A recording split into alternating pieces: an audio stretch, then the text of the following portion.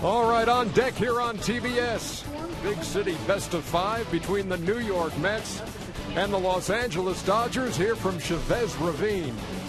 The Mets, the champions of the National League East with a 90-win season, 92 wins for the Dodgers. The 2015 National League Division Series coverage on TBS presented by T-Mobile. It's the Mets, it's the Dodgers, it's Jacob deGrom, it's Clayton Kershaw. We got a great matchup moments away here on TBS. And we'll be back with the first pitch right after this.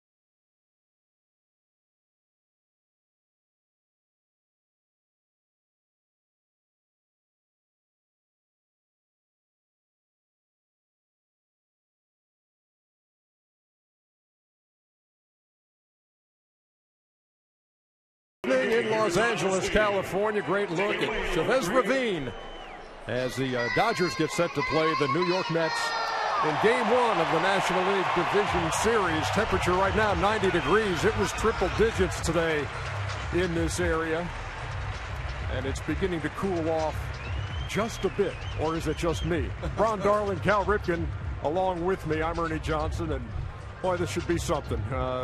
You know, Ronnie, the pitching matchup, people have looked at this all week long and said, oh, if these two teams meet, Clayton Kershaw, Jacob deGrom, doesn't get much better than that. You know, you're thinking about it, Kershaw and Greinke are the top of the food chain, and the young Mets pitchers just as talented, but that's where they want to be someday, where Kershaw and Greinke were all year this year. Meantime, Cal, when you look at both of these teams, the Mets had a tremendous month of August. They were 20-8. Yoenis Cespedes, a huge addition to that team. Yeah, Cespedes was the big bat that Sandy Alderson wanted to add. Their offense wasn't producing at all. I think it started with Juan Uribe and Kelly Johnson, and then the big bat was added, and then all of a sudden everybody felt that they could be in their role, and that offense now is quite potent to go with that power pitching lineup that they have. And I know you cannot wait to see this kid in postseason action for the Dodgers. Corey Seager starting at shortstop, hitting third for the Dodgers. Yeah, Corey Seager, I went in there, had to meet him today. Just want to see how big he was. They said he was a big shortstop, and yes, he is. He's about 6'5", 225. I was a little bit surprised that they put him in September in a pennant race, but Rollins got hurt. They inserted him in, and all he did was go ahead and hit 337, and now he's hitting third in this lineup in the playoff game. Well, they brought him up really just to be a defensive replacement, but then he took shortstop position over. Tonight's batting order is presented by T-Mobile. Curtis Granderson leads it off for the Mets, followed by David Wright. There is Cespedes in the 3-hole, followed by Daniel Murphy. Travis d'Arnaud is the catcher, hitting fifth. Then it's Lucas Duda, Michael Kadire in left, Ruben Tejada at short, and Jacob deGrom does the pitching for the New York Mets. Yeah, here's the defense tonight that the Dodgers are going to put behind Clayton Kershaw. There he is on the mound. He's throwing to A.J. Ellis tonight. And as we moved around the infield on the corners, you got Adrian Gonzalez we talked about, Justin Turner, Corey Seager and Howie Kendrick up the middle, double play combination. Then you go to the outfield. You got Jock Peterson in center, Carl Crawford, Gold Glove winner, and Andre Ethier, also a Gold Glover winner in right field. Clayton Kershaw on the mound for the Los Angeles Dodgers. 3 Cy Young awards to his credit, and a great second half as well. Guys, here's the bad news for the Mets. In his last 8 starts, he's 6-0. His ERA is 0.79. But the Mets came here on the day before July 4th. They weren't playing particularly well. They weren't hitting the ball well. They faced Kershaw. They got tied through 7 innings, and ended up beating the Dodgers bullpen. That's the kind of game the Mets are looking for tonight. Remember back at the All-Star break, and people looked at Clayton Kershaw's 500 record, 6-6, said, hey, is this not the same Clayton Kershaw who after the All-Star break went 10-1 with an ERA of 1.31. Curtis Granderson steps in, and we are underway. That ball is hit well to right on the button, but Ethier hauls it in. 1 down. I've never seen a game plan revealed after 1 pitch. The Mets offense already saying, we are not letting a fastball go by. Well, Terry Collins said that you want to work Kershaw. You want to get his pitch count up. And then right away you go out there. You got to hit a good pitcher early in the count.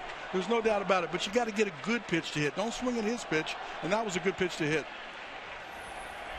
And here's David Wright. And now he feels like he probably has to take this pitch.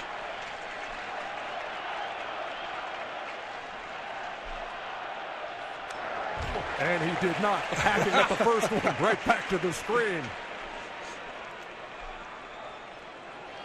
Wright missed 115 games this year. He had what was described as a mild right hamstring strain, later diagnosed as spinal stenosis. And actually at one point this season on a trip out here as he was getting treatment, he talked to Don Mattingly about it, the manager of the opposing team, the Dodgers.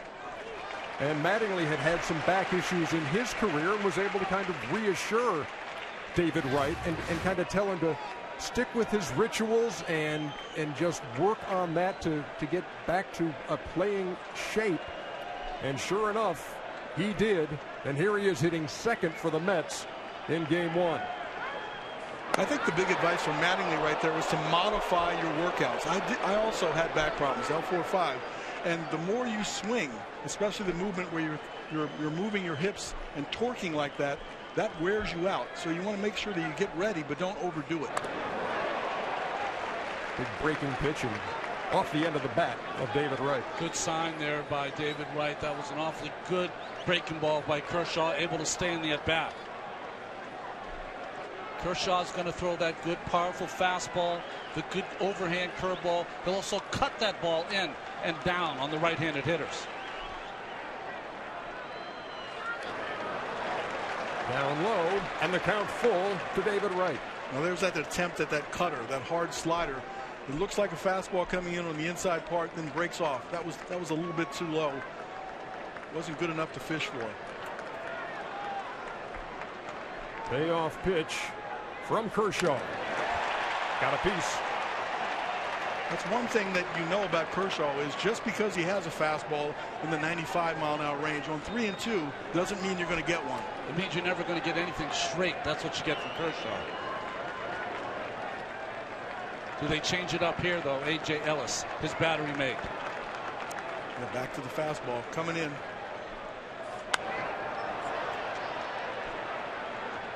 Great battle right now.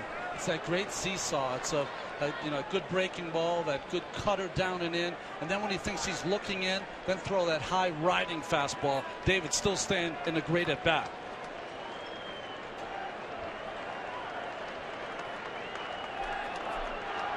Another payoff from Kershaw to Wright. And again, just a tip. And we'll do it again. You know what's interesting, before the game, Don Mattingly said that during the season he used Yasmani Grandal and A.J. Ellis to catch Kershaw. Ellis caught Kershaw all last season when he won over 20 games. What he wanted in having Ellis behind the plate, no frustration from Kershaw. He knew they're on the same wavelength. Comes that slider again. And the battle rages on. I used to love these at-bats right here because you get to feel like you know exactly what his pitchers are doing. Now, the only thing better than is if you make a statement. Hit a ball hard, hit a line drive, get a base hit, then it gives you something else to look for in your second and third at-bat.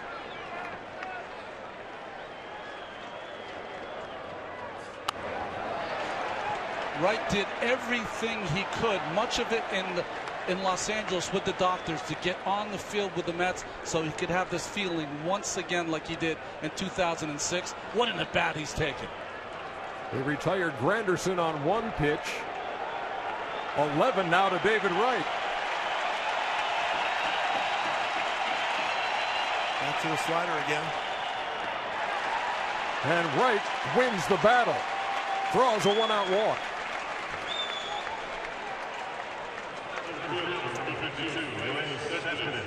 For you folks at home, sometimes you don't understand a walk, how inspirational that can be to your teammates and how frustrating that can be to the starting pitcher. Now if David comes up with guys in scoring position, he has a good idea of what Clayton has tonight. Here's Cespedes.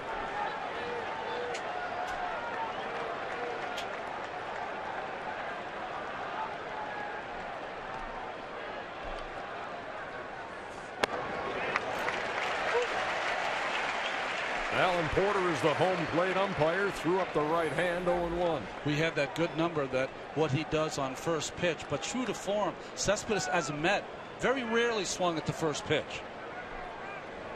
He played 57 games for New York, knocked in 44 runs, hit 17 home runs, and had a huge cut there. Got good postseason numbers too. 14 for 40, 350, 1 home run, 6 RBIs. He likes the big stage.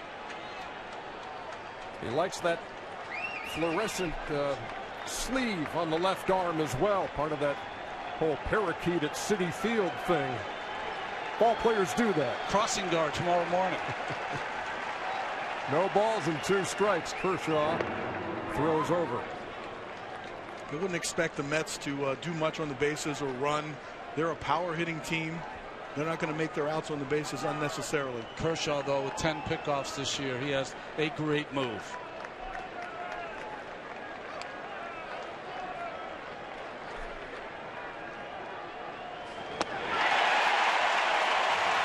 Cespedes goes down swinging for out number 2.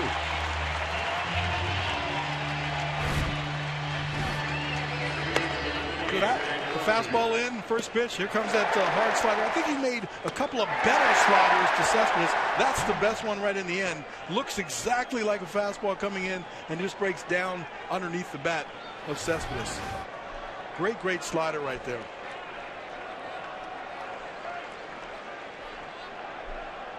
So Wright still at first. Now 2 down for Daniel Murphy, the Mets cleanup hitter.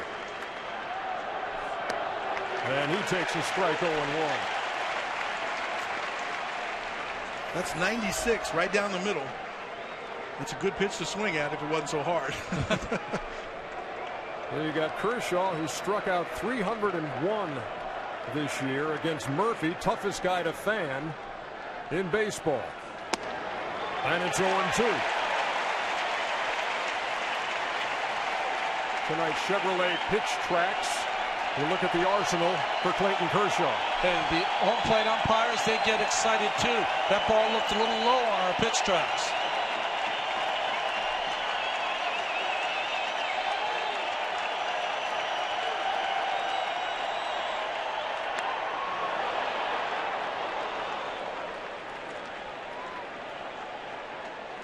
A couple of pitches at 96. Adrenaline's flowing a little bit. Normally he pitches in between 93 and 95, but he has that little extra when he needs it. I've played in a lot of playoff games here. I've done a lot of games here from the booth. This is the loudest I've ever heard this place this early.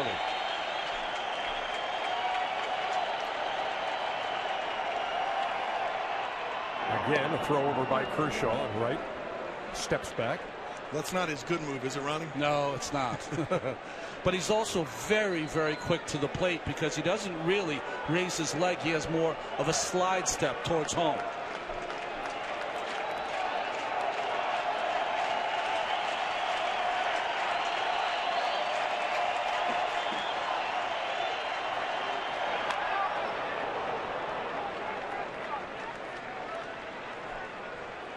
Tom Goodwin, the first base coach of the New York Mets, makes a new friend as he fields that foul ball, throws it into the stands here at Dodger Stadium. Tom could steal himself a base, 369 in his career.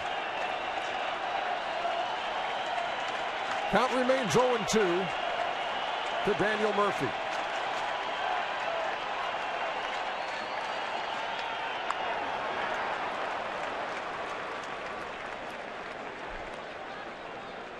Well, the Mets are doing exactly what you were addressing, Cal. Even though Granderson made it out on the first pitch, Terry Collins said drive up that pitch count. You've got to get him up around 100 at least through 6 innings into the 7th. David Wright really battled and worked a walk. Murphy right here is hanging in there. So a curveball and a slider to stay alive. Tried to check, couldn't. 2 strikeouts in the inning for Clayton Kershaw. And now the stage belongs to Jacob deGrom. Middle of the first, game 1.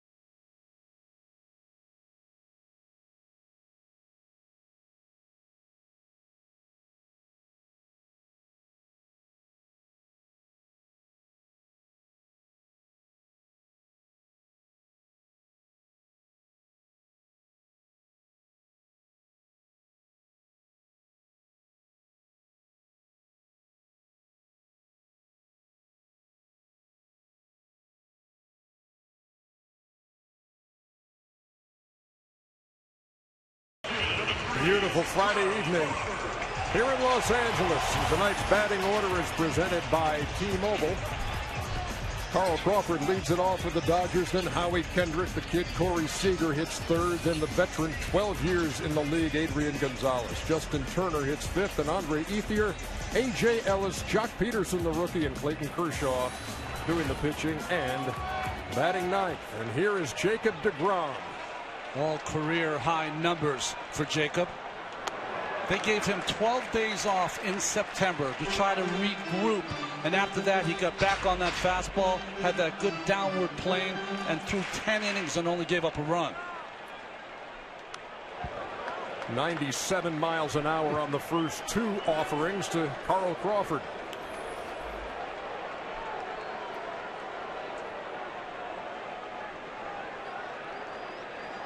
The 1-1.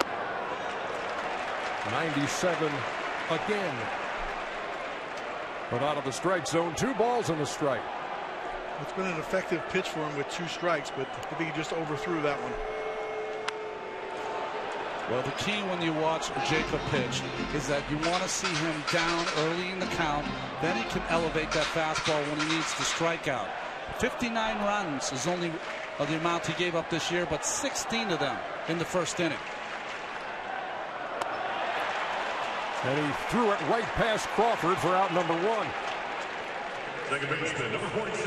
That's intentionally elevating the fastball right here. You got 2 strikes on him. You can see the target up a little higher. It hits a little bit above the target, but that's a pitch that's almost impossible to get. Missed that by a good 6 inches. Well, you can say about deGrom, the only start he's had this year where his heart could be this elevated was in the All-Star game. What did he do there? Only struck out the side on 10 pitches. Yeah, Stephen Vogt and Jason Kipnis and Jose Iglesias, the victims in that 6th inning at the All-Star game. Howie Kendrick waits on an 0-1 from the slender right-hander. 0-2. You know the adrenaline's got to be through the roof with this kid.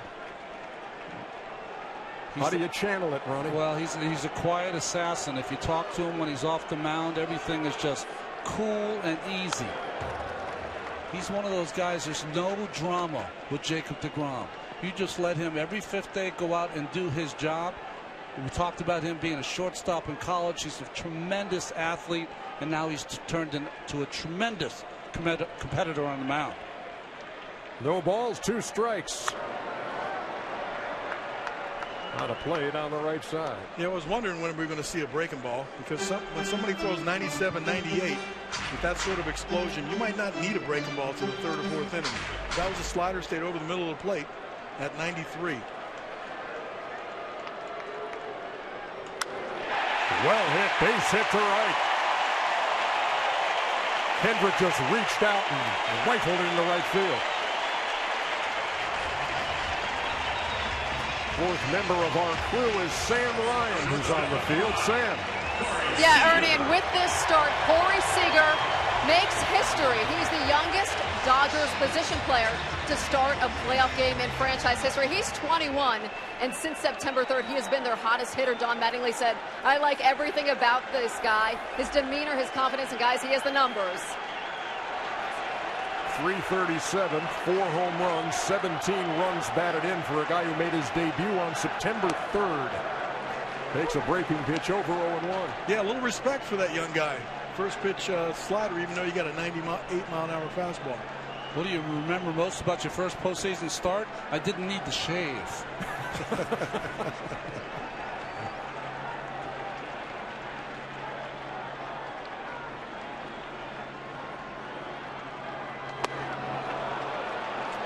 No balls and 2 strikes.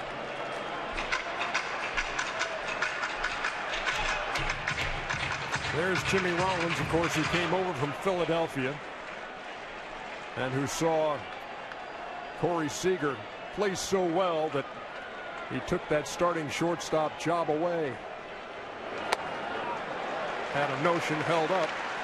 A ball and 2 strikes. Seager reached safely in his first 21 games, which was the longest streak in LA Dodgers history. Junior Gilliam did it in Brooklyn 24 in a row back in 1953, but in LA Dodger history, it was a record for Corey Seager. You just saw a throw over to first base. If you're looking at home and watch the catcher's position, many times they move inside. That kind of gives away the pickoff play. In case the hitter takes a glance down to see where he was, it always seems to be inside. Now he's going back away again.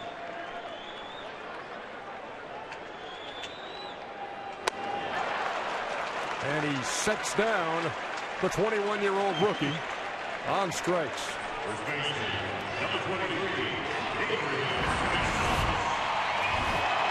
He starts him off, as I said, with a breaking ball, gets ahead on this pitch, and then haven't seen a fastball yet, had a little run to it, half swing, lays off the high fastball, and then comes back and cannot lay off that one. Strikes him out with a high 90s fastball. And now he faces one of the best all-around hitters in baseball in Adrian Gonzalez. Power to all fields, can really handle the bat, and is hit .375 against deGrom with a couple of home runs.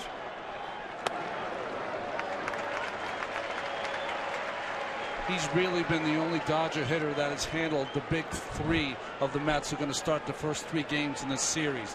deGrom, Syndergaard, Harvey. He has 4 home runs against. Howie Kendrick is a runner at first. The 1-0 from deGrom to Gonzalez. Nibbled at the corner and missed 2-0.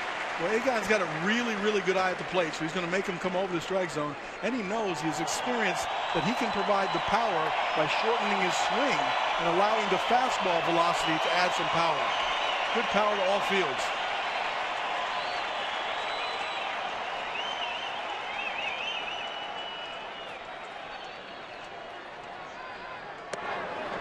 Missed again, 3-0.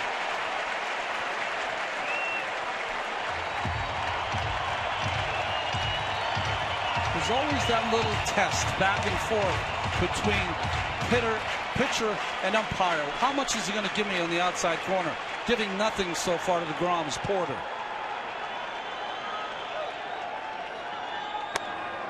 Takes a strike, 3-1.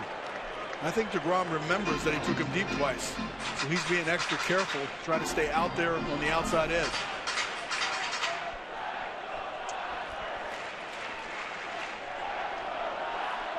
deGrom is 27. He's 3 months younger than Clayton Kershaw.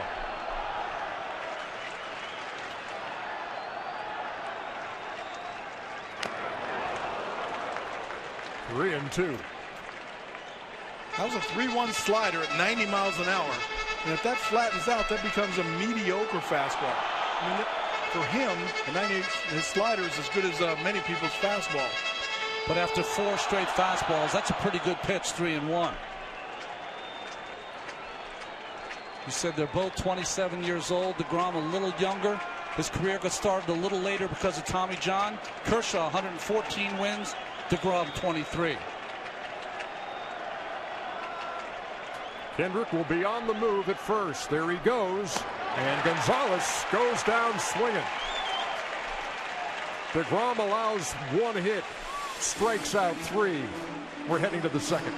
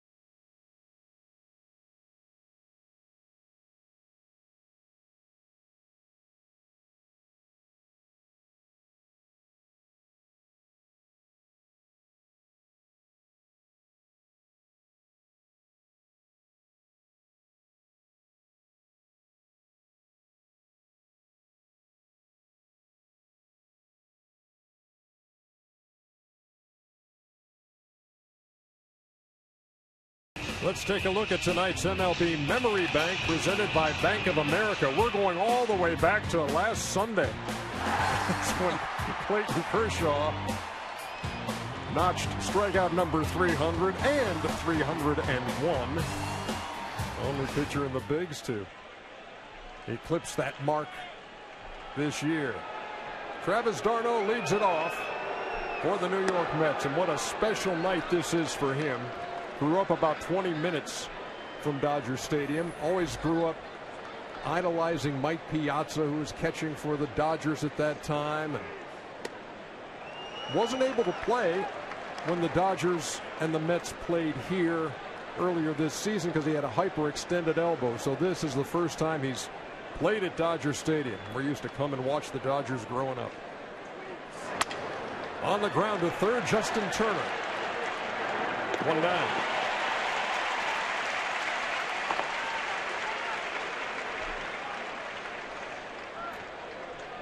First baseman number 21, Lucas Duda.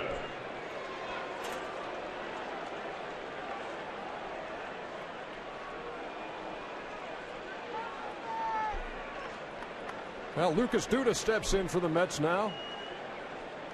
Big guy with power, and he's had some success against left-handed pitching this year as well. He's hit 7 home runs against lefties. That one's right off the foot of Kershaw, and there will be no play. And let's see how Kershaw is. I think he's fine. Looked to me like he got that in the shoe and not the ankle, just by the sound it made. No one's going out there. It was a kick save, though, intentionally. He tried to keep it in the infield. Yeah, just off the back of his foot. Directed, but not hard enough.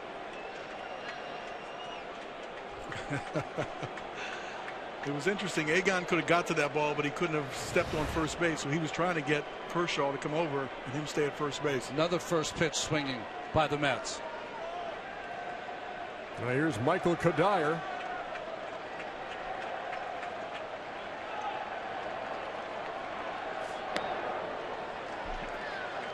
Kadire, the longtime Minnesota Twin, also played in Colorado, won a batting title there with the Rockies.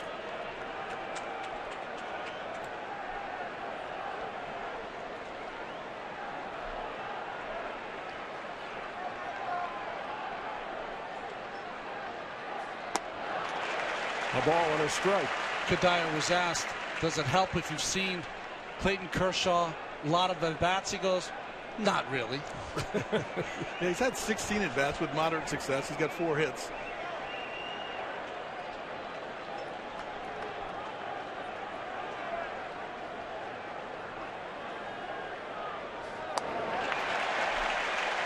One ball and 2 strikes.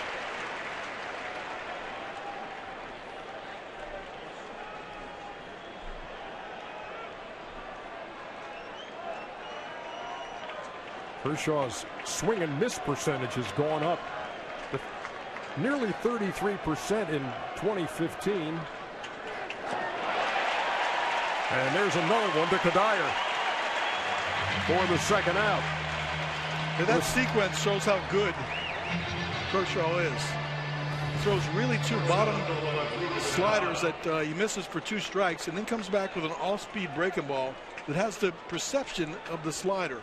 But it gets fooled by the break and by the speed of this pitch. You very rarely see in baseball the 12-6 curveball. Kershaw owns it. And back to that stat provided by our ace stat man Hal Galima. 26% or so in 2013 swing and miss percentage, up to 28% in 2014, and up to nearly 33% this season for Clayton Kershaw. Usually it goes the other way, doesn't it? You start to learn how to get outs earlier and they make contact. Save yourself a few pitches. Could he be getting nastier as he goes? You see when he goes into the stretch, the arms straight over his head. Says that's to so he remembers to breathe.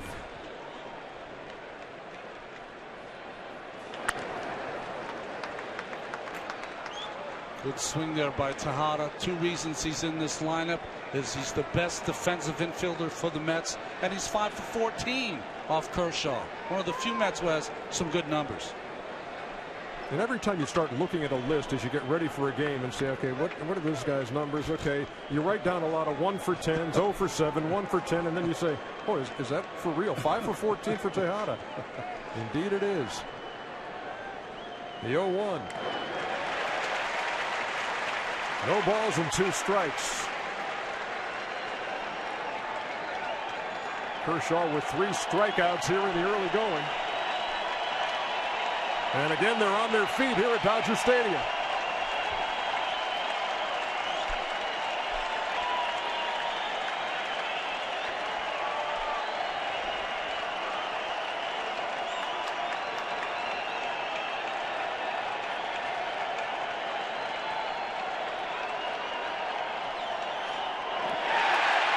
Breaking pitch got him. 4th strikeout for the 3-time Cy Young winner. We head to the bottom of the 2nd.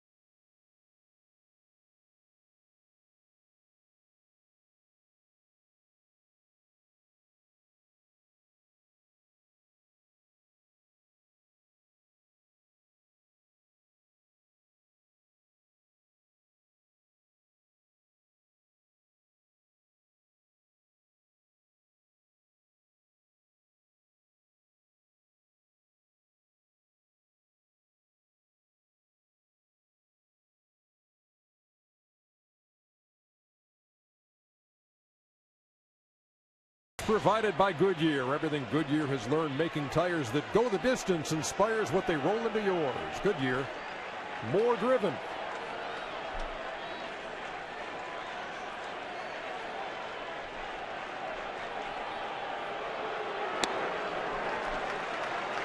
Justin Turner leads it off here in the bottom half of the 2nd against Jacob deGrom.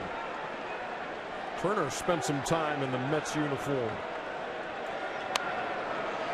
In fact, you never know what events will transpire. When he was with the Mets, he was teammates with Marlon Byrd, who really worked with Turner to try to hit the ball in front of the plate more, produce a little more power. He was just then a utility player. Through 2014, he had 15 home runs and over 1,000 at-bats. And this year, 16 home runs and 385 at-bats. Big difference. 1 ball, 1 strike pitch. Down low, 2-1. Because sometimes hitters interpret letting the ball get deep, not to let the full bat speed get out there. So when you hit the ball out front, that's your optimum point of contact where the bat is flying the fastest.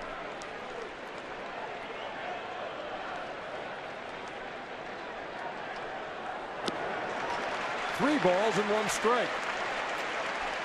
Steady diet of sliders for Mr. Turner.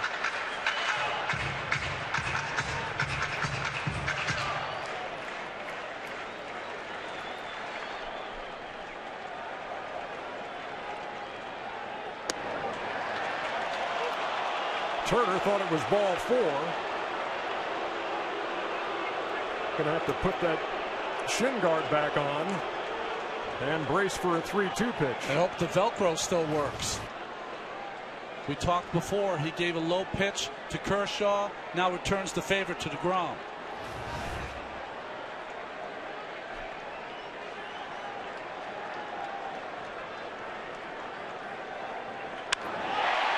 To left. Ball's well hit, and it's going to be off the wall. That's going to be a double for Turner on a ball that appeared to be right in the sights of Michael Kadire, but it took off over his head.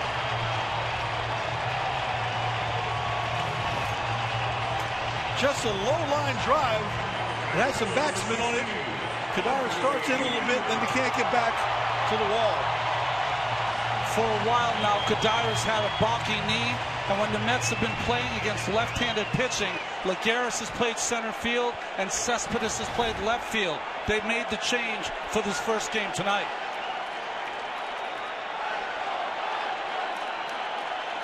So a runner in scoring position here in the second. And Andre Ethier steps in.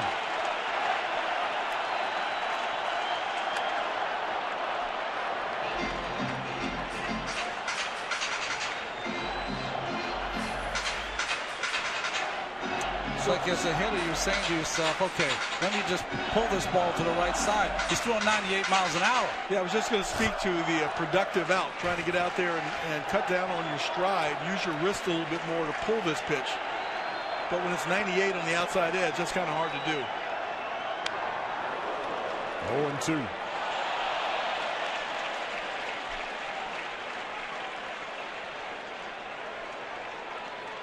Ethier has gone through a lot in the last couple of years as a Dodger. Got lost in the shuffle, really, once Yasiel Puig established himself as kind of a fourth or fifth outfielder. Now back in the role he likes best, starting. Turner with a lead at second, the 0-2. Breaking pitch missed, a ball and 2 strikes. Yasiel Puig is on the Dodger roster. It's been an injury-plagued season for him. Ethier getting the start in right field tonight. Hasn't had that many at-bats, so Don's not prone to playing. Probably starts him against the lefty in game 4. But pinch run, pinch hit, he can still make a lot of things happen. Ethier waiting on a 1-2 from deGrom. And the count even. 2 balls and 2 strikes.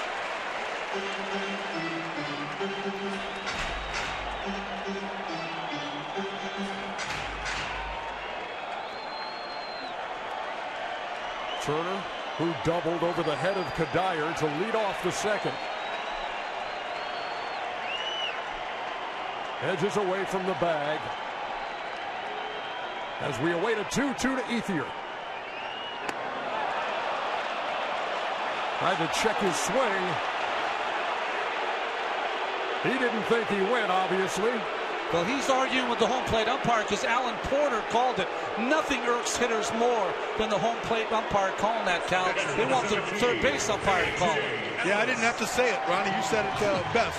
He might have gone right there, but again, my contention is that that's why the umpire's down there at the third baseline to call that check swing. It's so difficult to look at a 98-mile-an-hour fastball, concentrate on it and see where the pitch is, and then take your eyes off of it and see the swing. You're only seeing part of the swing. Here's A.J. Ellis. In a little bit tight, 1-0. AJ, one of the great characters of the game, but he's been producing at the plate since July 1st.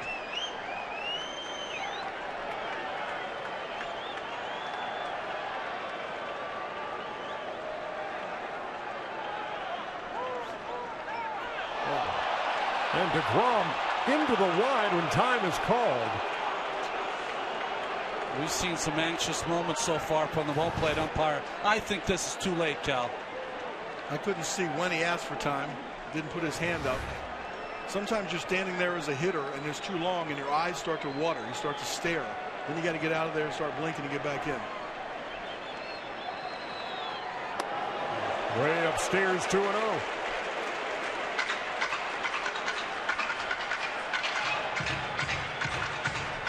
Ellis has got some pop and a pretty good fastball hitter. I believe he's going to get one right here.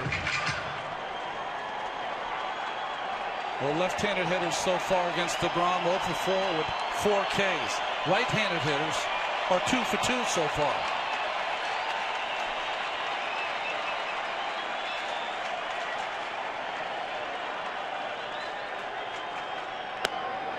There's a strike. 2-1. 97 on the black in the 2-0 count. Tip your hat right there and hope you get a better pitch this time.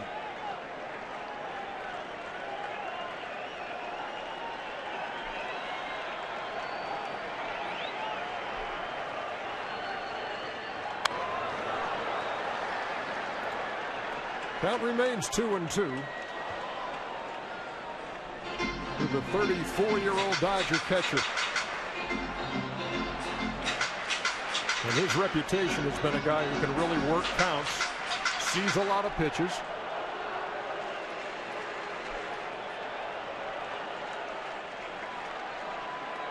And he's in a second inning battle here with Jacob deGrom. Turner with the lead at second. And deGrom strikes him out. Official caps, hoodies, jackets, and more. Celebrate with your favorite team at the MLB.com shop. So there's been a single by Kendrick in this game, a double by Turner, and 5 strikeouts registered by Jacob deGrom. And Jock Peterson steps in. Base open. Pitcher on deck. And Peterson, the rookie who's got all kinds of power, will draw the intentional walk. He has a lot of power. He strikes out a lot too. But with the base open, they will pitch to Kershaw. But he's so dangerous that you have to really put him on here. Now the problem is that Kershaw is not an automatic out. He's a great athlete also. But this is the right move here. Had one of the best first halves you'll ever see a Dodger rookie have. 20 home runs he had in the first half, but only 6 in the second half. He tied with Chris Bryant for the lead among rookies in the National League. So Peterson with the free pass is at first. Turner at second. And Clayton Kershaw steps to the plate. He does have 9 hits this year in 71 at bats, 127. Has a couple of runs batted in. And you remember a couple of years ago on opening day against the Giants, he got the win on the mound, and he also hit the game-winning home run in the 8th inning. It was interesting, 62 hits in his last 5 seasons, most among pitchers. Just not fair. He leads the world in everything.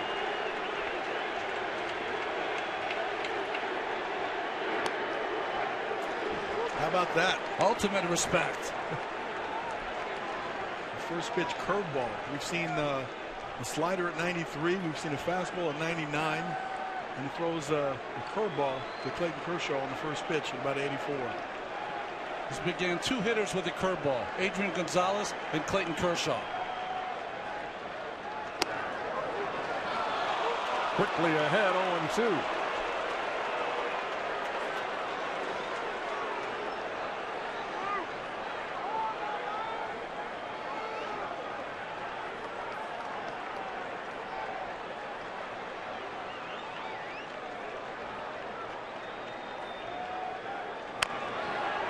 That foul past third. They got excited here at Dodger Stadium because contact was made. That's one of those where you say the pitcher hit that ball out of the catcher's glove.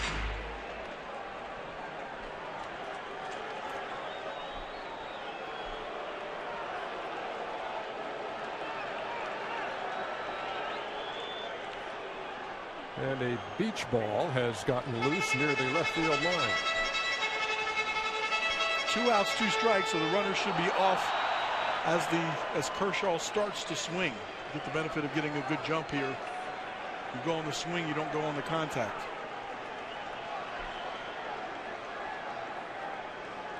The 0-2.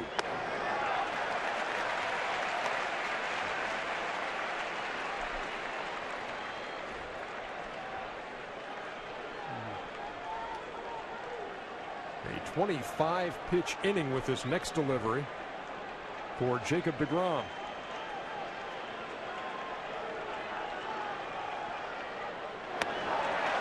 All 6 outs have been by the K. 2 innings in the books at Chavez Ravine. Game 1, the NLDS. All right, John, it's time for Priceless Surprises, courtesy of MasterCard.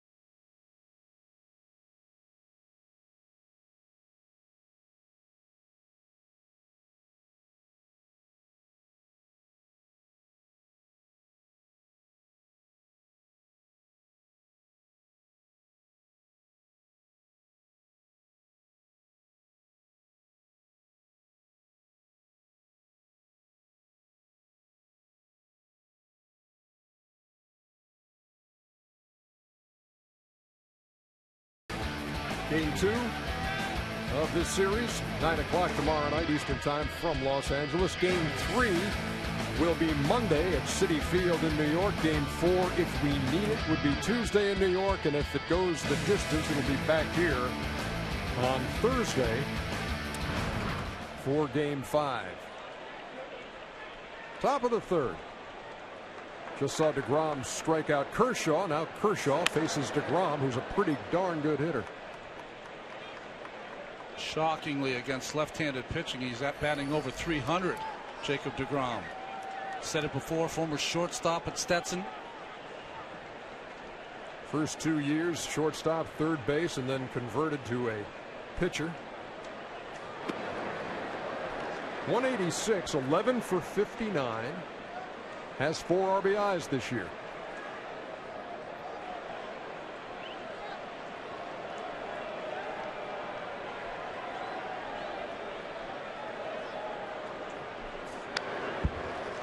Ball and 2 strikes.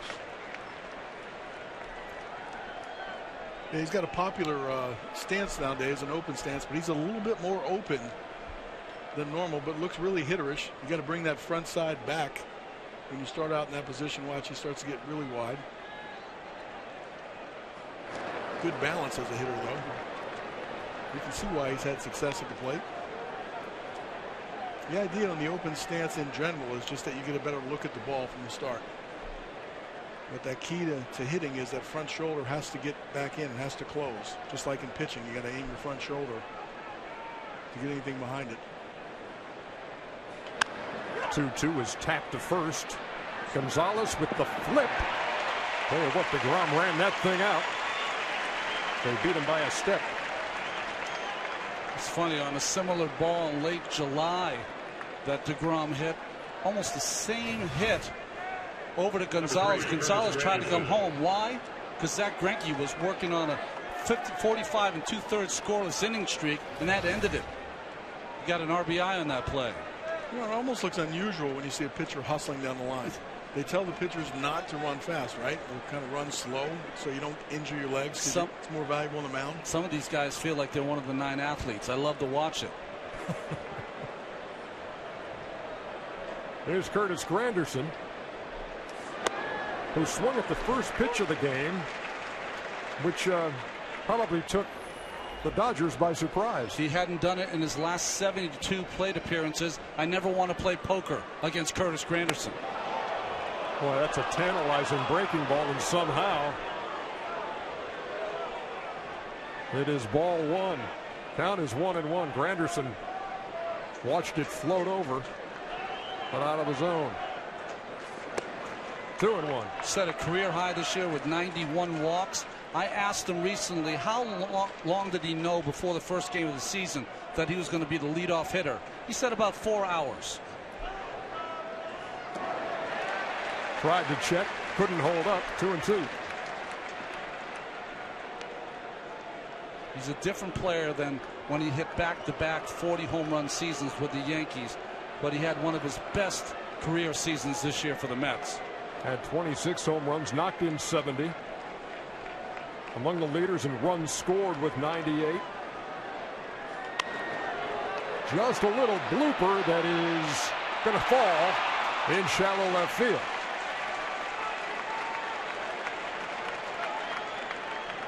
One out single for Granderson here in the 3rd.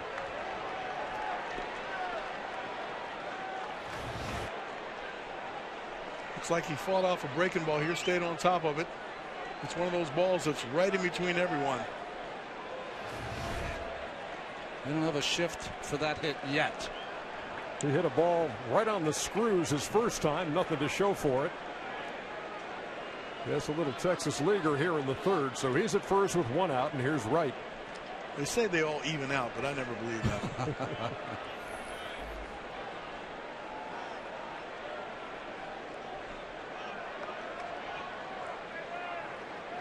Again, that elongated stretch by Kershaw, and then to the plate. 0-1. David Wright this year became the longest tenured player in Major League Baseball. His time with the Mets now exceeding Chase Utley, who was dealt by the Phillies to the Dodgers. And when that happened, Wright became the longest tenured player, just by a hair over Ryan Howard.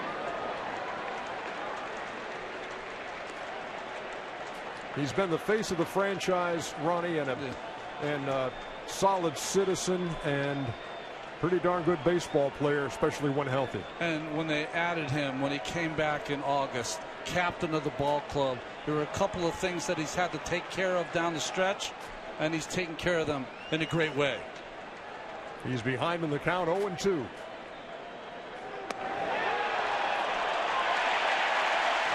And a little late, but a straight 3 called.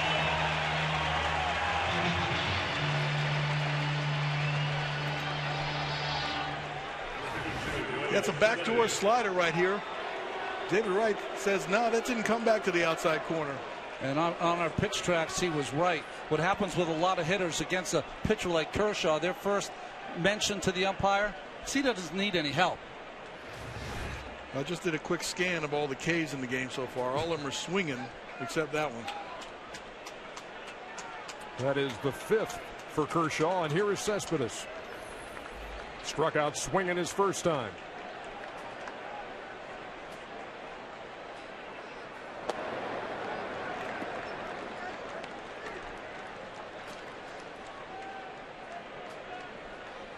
See the 3 infielders on the left side as Don Mattingly's Dodgers employ the shift against Cespedes. This is the first time I've seen this kind of shift used against Cespedes. Makes me feel as though they're going to try to pitch him in and tight, especially with that slider or fastball up out of the strike zone. Anything down to Cespedes, though, that is his power area.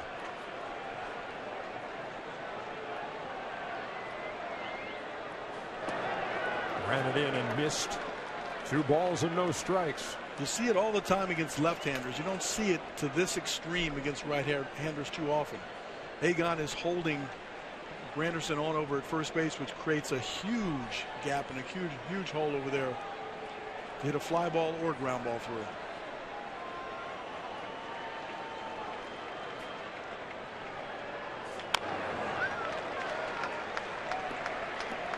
Cespedes, between the Tigers and the Mets, hit 35 home runs this year, knocked in 105 runs.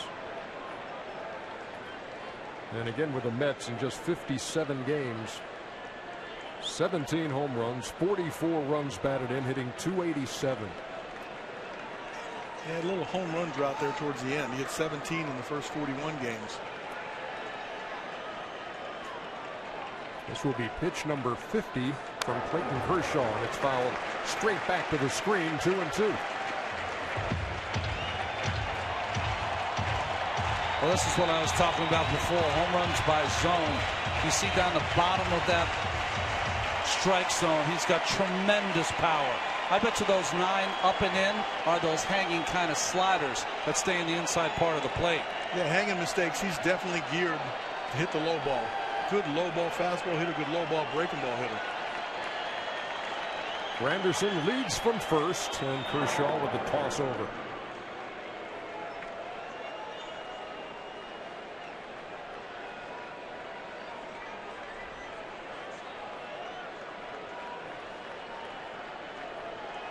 .55 pickoffs. Don't expect him to go here. Cespedes is in scoring position when he's at the plate. Struck him out. Strikeout number 6 for Clayton Kershaw. Jacob deGrom has struck out 6 through 2. He comes out for the bottom half of the 3rd in a scoreless game.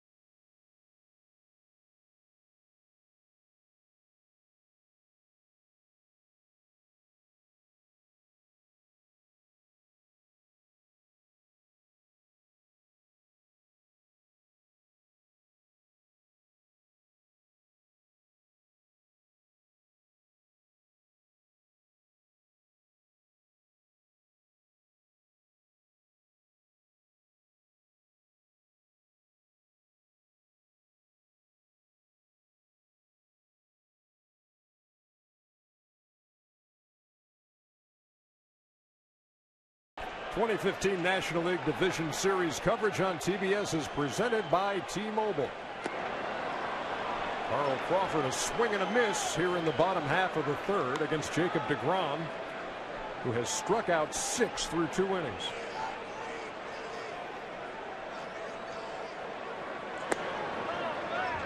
Our friends at Elias tell us that in a postseason debut, deGrom is the first pitcher ever to strike out 6 in his first 2 innings.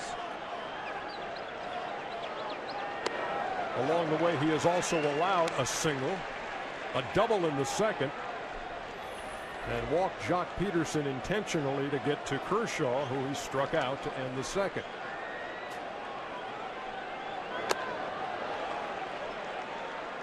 I didn't mean to tell you. What do they got? Powder River? Yes, indeed. Man alive. Crawford struck out his first time.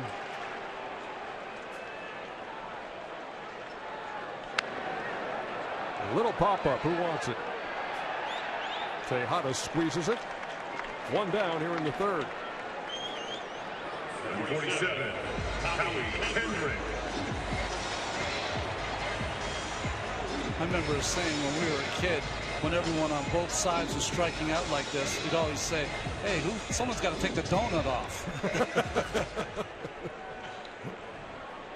Here's Howie Kendrick. He singled in the first. Swings at the first pitch and grounds it to Tejada. And he throws to Duda. Quickly 2 up and 2 down. Look at the upcoming MLB postseason schedule. Tomorrow on TBS, you got the Cubs and the Cardinals as St. Louis holds serve in that one 4-0.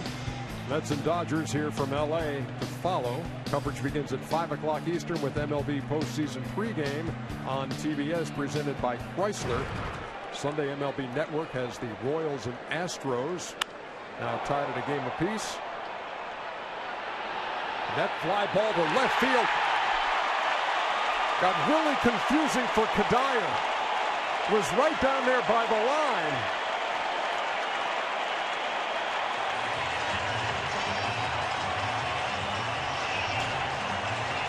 You know what's interesting about that, guys, is Seager lost sight of where that ball was going. He had no idea where it was, and neither did Michael Kadire. Watch the reaction first by Seager. Has no idea where it is. He thought he fouled it off. And then someone said, you better run, kid. And once he did, Kadire couldn't get over there. And the ball just drops in fair and bounces over for a ground rule double. The ball carried really well down that line. That's 2 balls that Kadire, though, but has misplayed. The first one was against Kendrick in the first. And now Seager's at second with 2 down. Gonzalez swings and misses.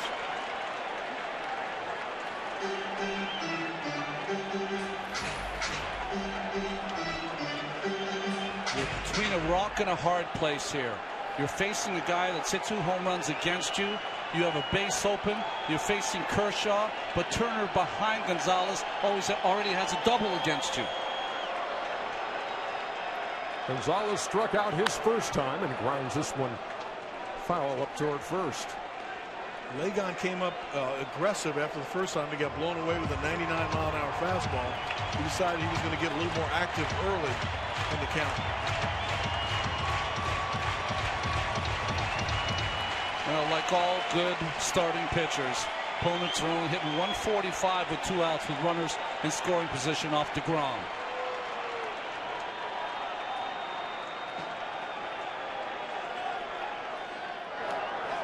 Ball bounces away, but Darno keeps it in front. What a look at Kadire on the fly ball by Seager and took a bad route. Well, that's what it was, is that he came really flat across instead of diagonally straight towards the foul pole. That would have made it an easier play for him. Not an easy play, but a play he could have made. With any kind of wind blowing in, sometimes the wind will swirl in the bowl of the stadium and push it down the lines, but I don't see any wind.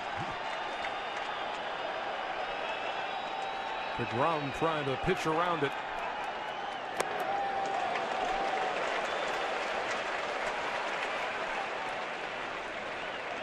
Justin Turner waiting on deck. He doubled in the second. That was the ball that Kadire had trouble with.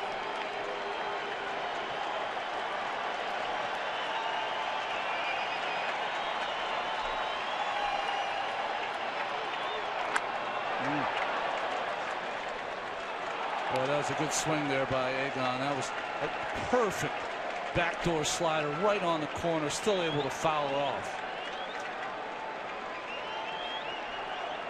And I gave deGrom's numbers. Adrian Gonzalez's numbers are fantastic with runners in scoring position.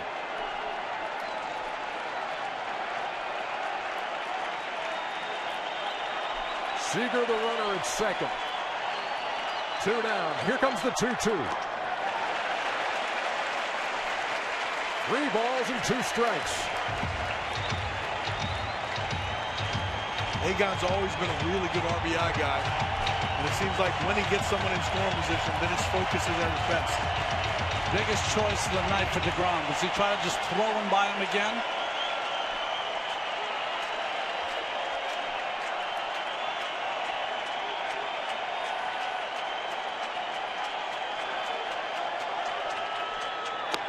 He struck him out. 7th strikeout for deGrom, and a big one with a runner at second.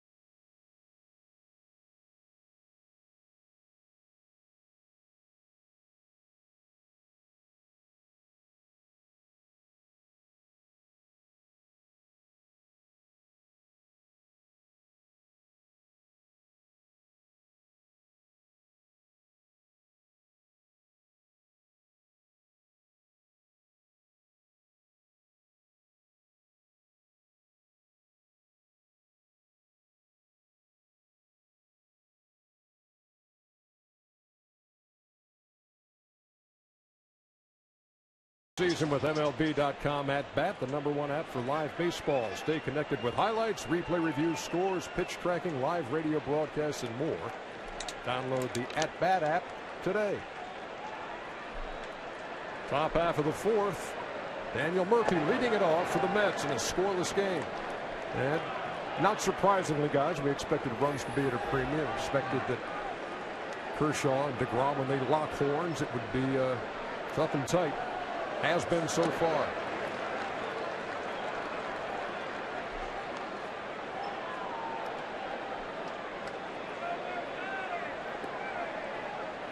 Murphy struck out his first time. one of 6 that Clayton Kershaw has struck out in the first 3 innings. That ball's well hit to right. I mean, really well hit to right. And the Mets are on the board.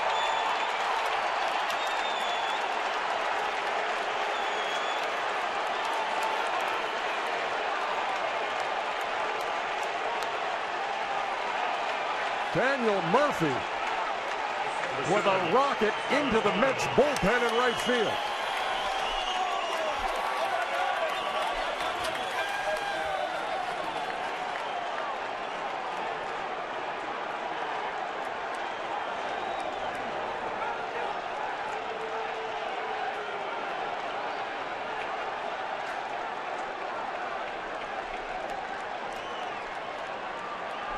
So the Mets break through. And here's Travis d'Arnaud. Takes a big cut, 0-1. Murphy laid off a couple of pitches, got to a good hitter's count, 2-0. Got a groove fastball, and he didn't miss it. 14 home runs in the regular season. He goes deep here in the 4th. Kershaw ahead of d'Arnaud, 0-2. How many times during the season do you think Kershaw has to face a cleanup hitter that's left-handed?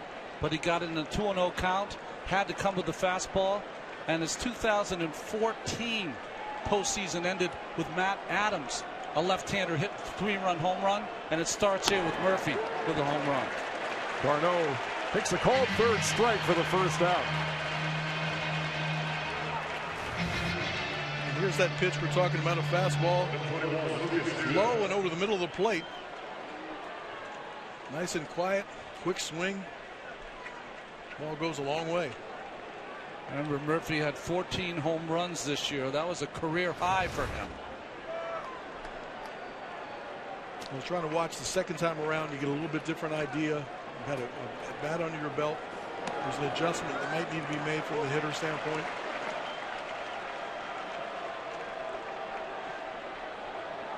No balls, 1 strike to Lucas Duda, who singled his first time. It was right up the middle, and Kershaw stuck out his foot.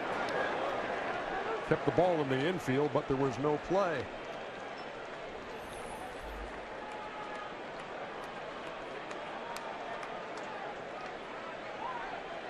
Duda with 27 home runs, 7 of those off left-handed pitching.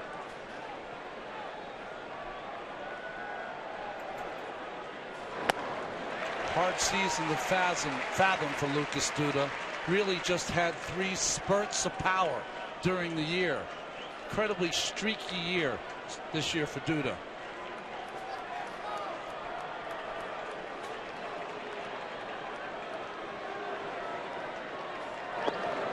Breaking pitch on the 1-2 missed. Count even, 2 balls and 2 strikes. Good power to all fields, though. When he was in his streaks, or one of those 3 streaks, left center field, center, right center field, it doesn't matter.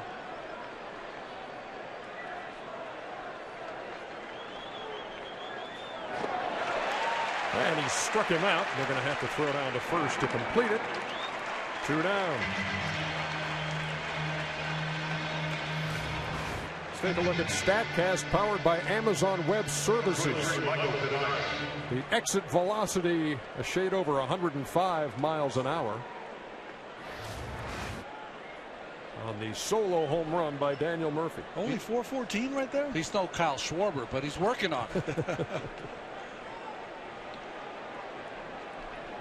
Now here's Michael Kadire.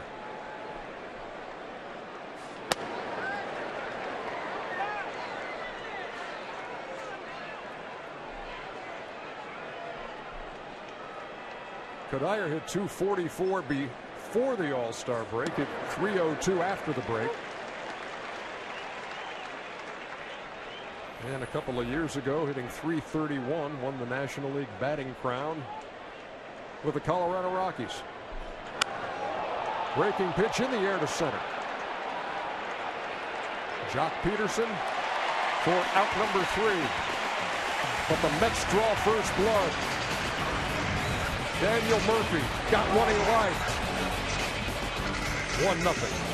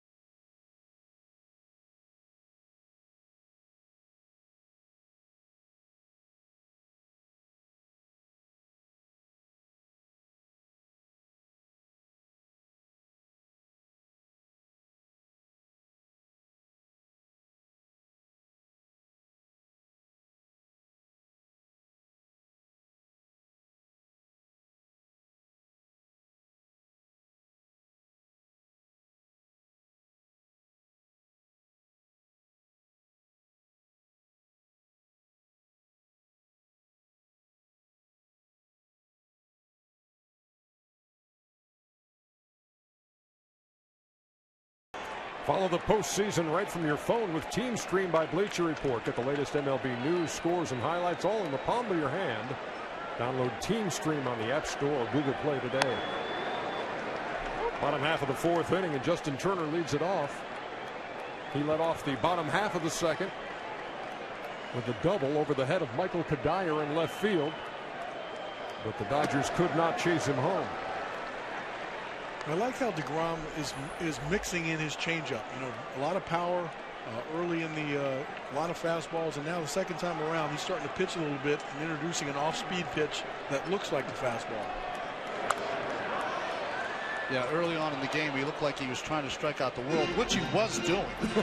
But the most important thing is here, your shutdown inning for a good starting pitcher. His ERA is 1.72. You want to get your hitters back in the dugout after a big home run by Murphy. Well, that big strikeout on Egon was off a changeup on a 3-2 count. A 1-2. Line drive left field, base hit. Turner is 2 out of 2.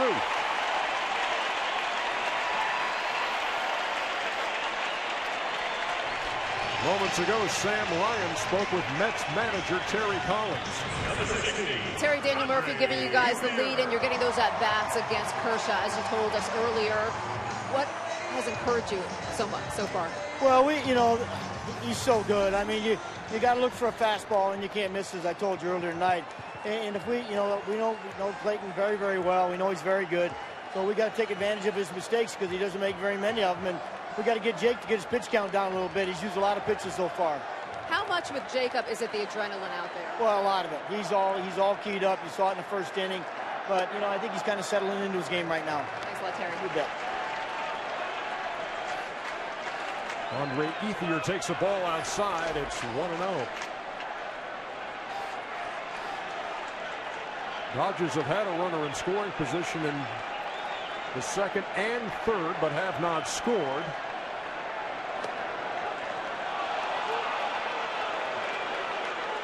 And there's a strike, though not many agreed with it here at Dodger Stadium. It's 1-1. 0 for 4 with runners in scoring position so far with 4 punch-outs.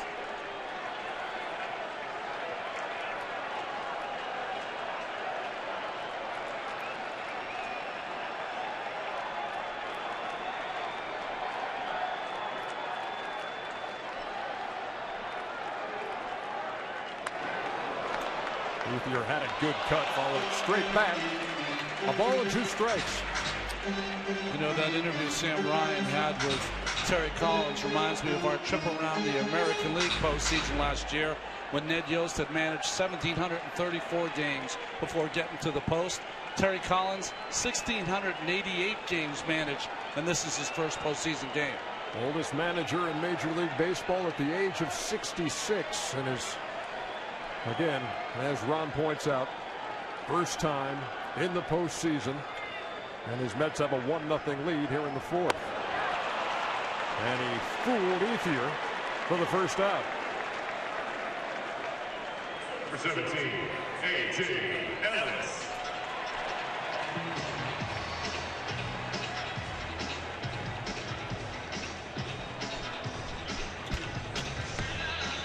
Strikeout number 8 on the night for deGrom, whose high this season is 11 against the Cardinals. He's had double digits 5 times, well on his way to number 6. Here's A.J. Ellis. That's pretty 0-1. So you're right, Cal. The slider into play more. The changeup to Gonzalez. Last inning to get the strikeout. Pitching more as opposed to throwing.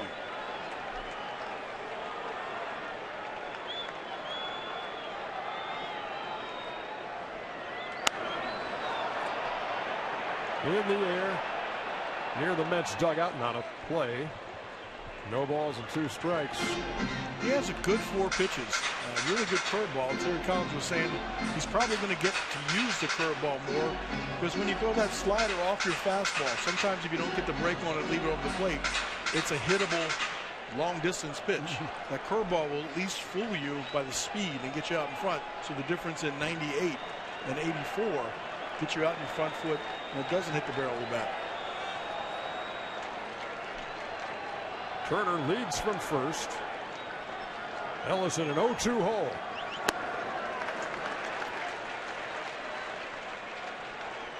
You saw that sign there, that little pinky away by Darno means he wants his pitcher to throw a dart. Just try to catch that corner. DeGrom missed. This, the wiggle one, means you want the ball to sink a little bit. The two-seam fastball. Still setting up away, though.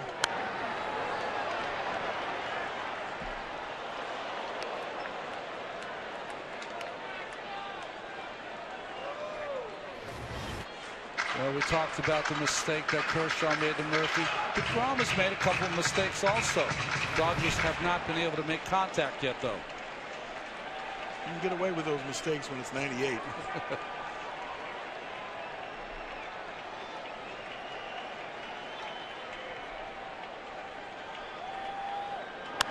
The 1-2 into right center field, base hit. Turner will hold up at second. 2 men on with 1 down here in the 4th.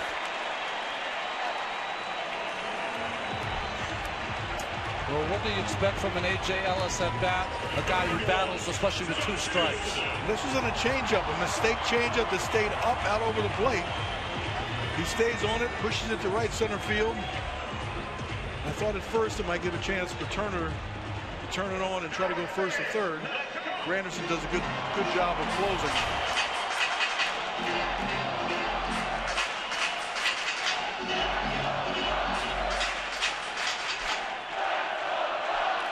Third straight inning that the Dodgers have had a runner in scoring position, trying to cash in here in the 4th.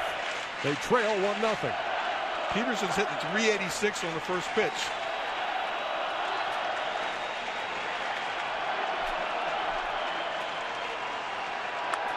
Swinging at the first pitch here. Fly ball to left. Kadire on. And he squeezes it for the second out.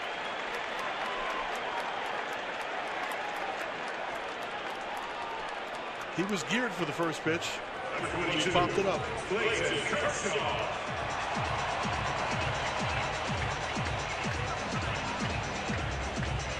Well, Peterson had been intentionally walked his first time in the second to get to Kershaw, who struck out to end the inning. And now the Dodger left-hander will bat with runners at first and second and 2 down.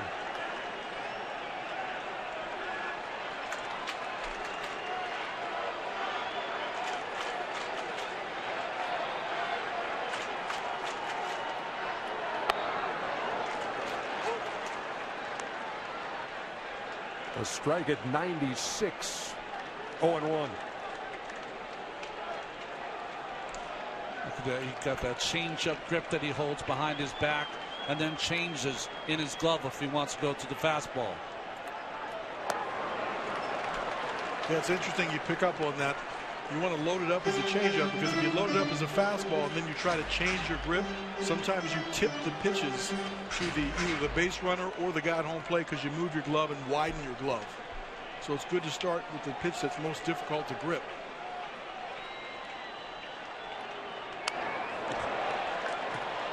Again, Kershaw basically taking a pitch out of the catcher's mitt to stay alive. I mean, Clayton's choking up. He's doing everything he can do, but barely makes contact with that pitch. If I'm Crawford on the on-deck circle, I'm ready. Heads up. Yes.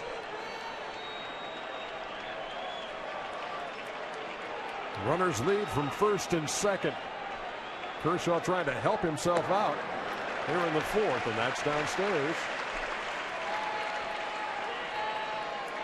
You don't expect a hit from Kershaw off deGrom, but the only real outfield arm you have is Cespedes in center field, and he's got one of the best in all of baseball.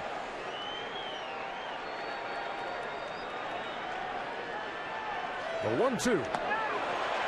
Down even.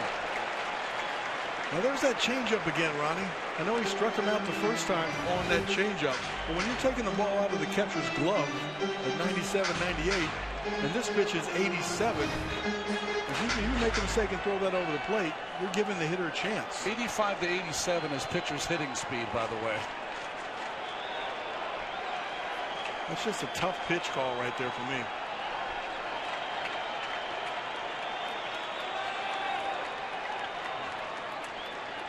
Little gamesmanship, and nicely done by Kershaw. Timeout. Make him wait.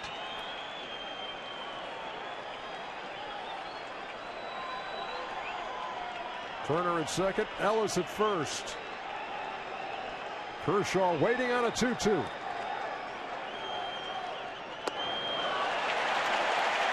Three and two.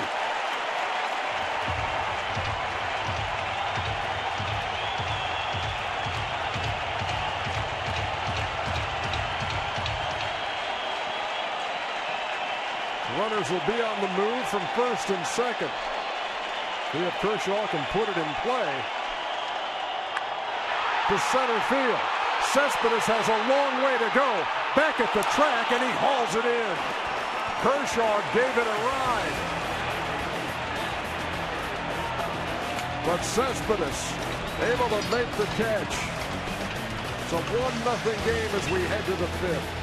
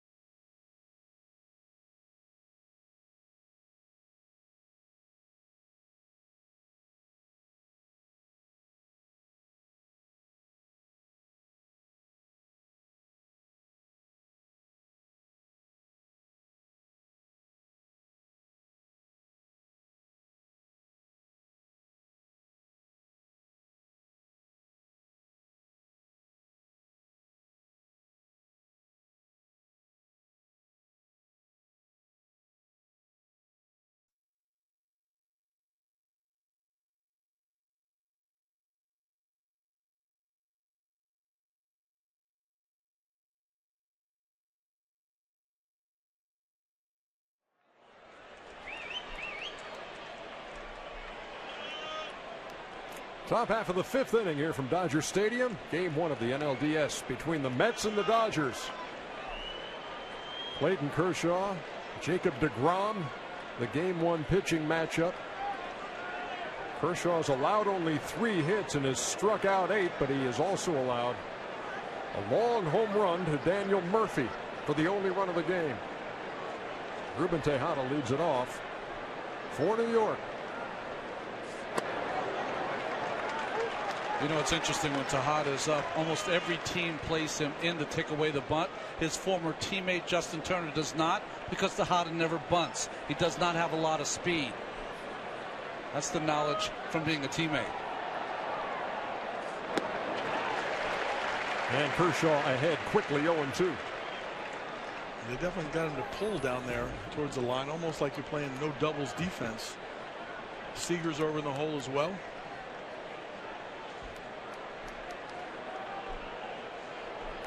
Eight, 9, and 1 due for the Mets here in the 5th. And there is strike 3 called. And it's strikeout number 9 for Kershaw. Cal, he's starting to get that backdoor cutter working. Another look at the catch by Yoenis Cespedes with our help from StatCast. They're playing a little shallow for the pitcher. Trying to be able to come off that base hit. He had a long way to go to get it. Made it easy. Almost pulled a Bo Jackson and climbed the wall. That would have been a little over the top. Here's deGrom. You know Bo Jackson ran up the wall in Memorial Stadium, don't you? Yes, he did. It was against us. Yeah, we saw that firsthand. And then we went out to the wall the next day to see if we could do it. and we all got scared.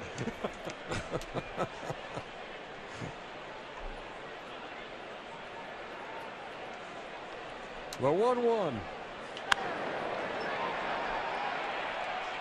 Well, you said it earlier. Looks hitterish up there, doesn't he, Cal? He's taking some good swings. Yeah, absolutely. A.J. Ellis will talk to anybody. He's trying to get into his head a little bit. That's right. Both as a hitter and deGrom as a hitter.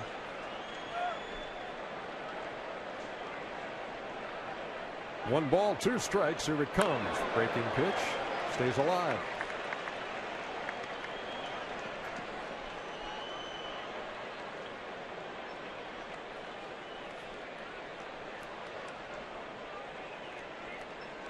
.72 pitches as we play here in the top half of the 5th for Clayton Kershaw. I was trying to remember what Terry Collins told us in our pre-manager meeting. If Kershaw's got 70 pitches in what inning, we're in trouble. Seventh? Seventh inning. Yeah.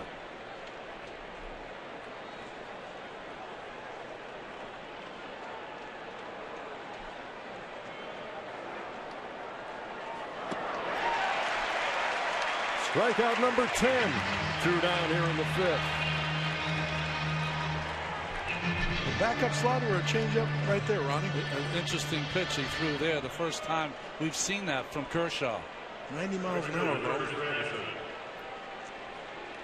His season high in strikeouts is 15. He's had double digits 13 times. And he has it again here tonight.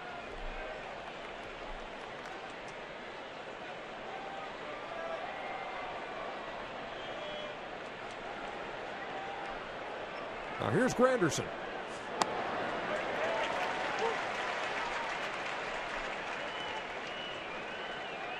There's that first pitch fastball take from Granderson.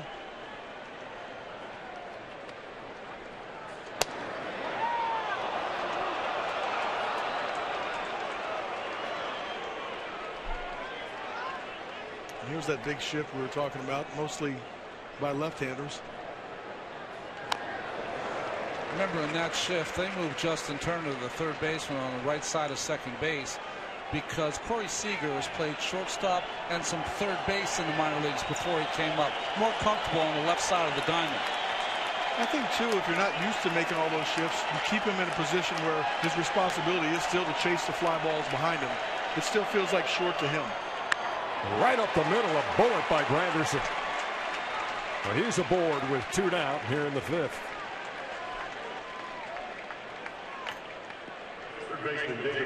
Granderson 2 out of 3.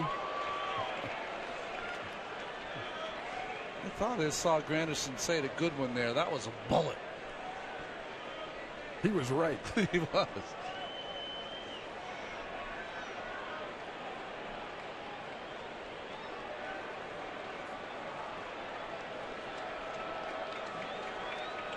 Kershaw yet to have a 1-2-3 inning. Here's David Wright.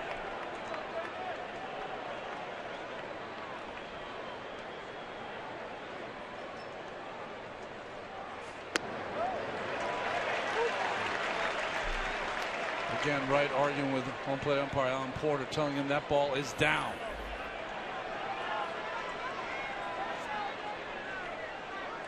We have it down on our pitch tracks. That's right.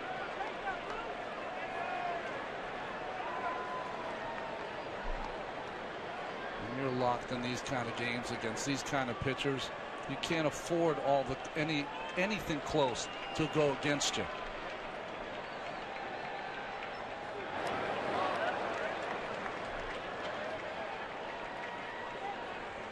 Ball and a strike to Wright. We talked about him missing 115 games when he was activated, came back and homered in his first at bat at Philadelphia. And when they clinched the division on September 26th in a win at Cincinnati, he had a 3-run homer.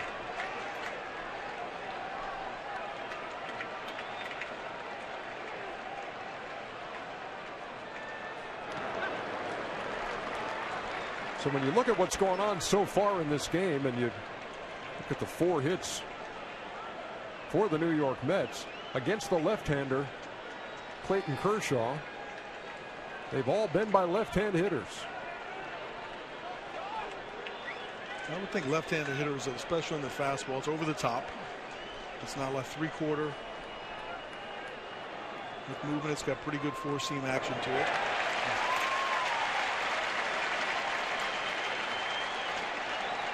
You know, you try to tell yourself, don't swing at pitches out of the strike zone. But why do you chase? Because he gives it the appearance it's a strike and then bends it out of the strike zone.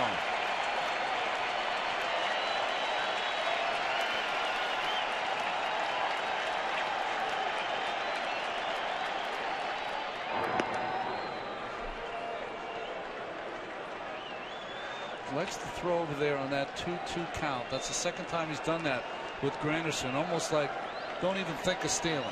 I got to concentrate on this pitch.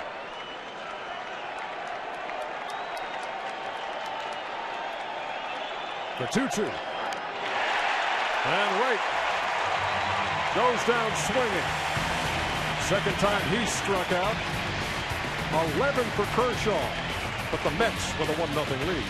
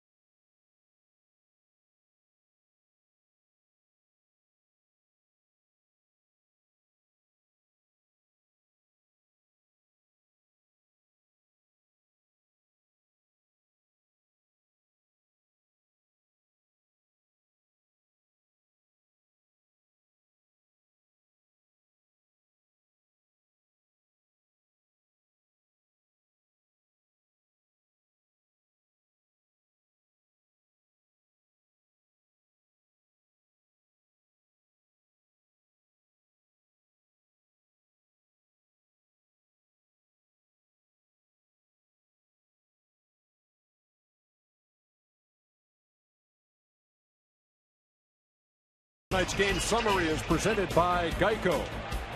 Head to the bottom half of the 5th inning. In a 1-0 game, Daniel Murphy's solo home run. The only scoring off of Clayton Kershaw. Jacob deGrom going back to work.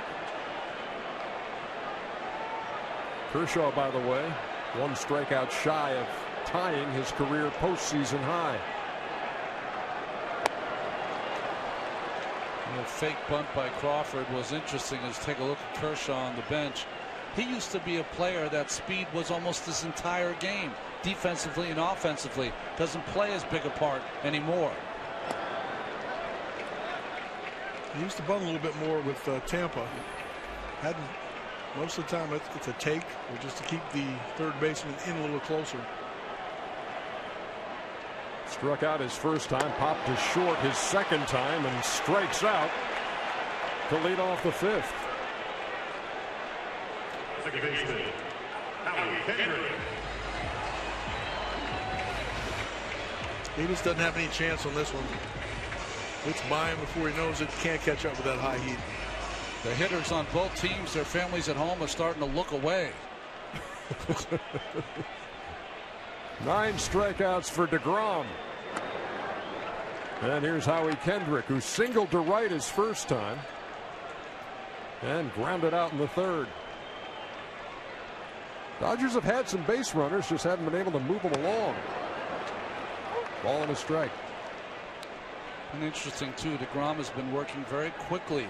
You haven't seen any of the Dodgers, except for Kershaw once, step out of the box, try to slow him down. Right back to him. Good hands. 2 down. This young man's going to win some gold someday. He's an unbelievable fielder. A ball by most pitchers.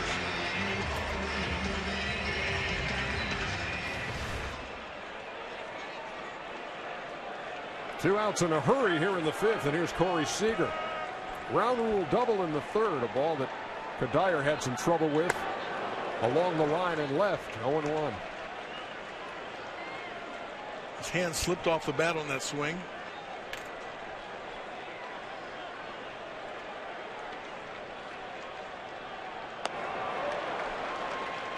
No balls and 2 strikes.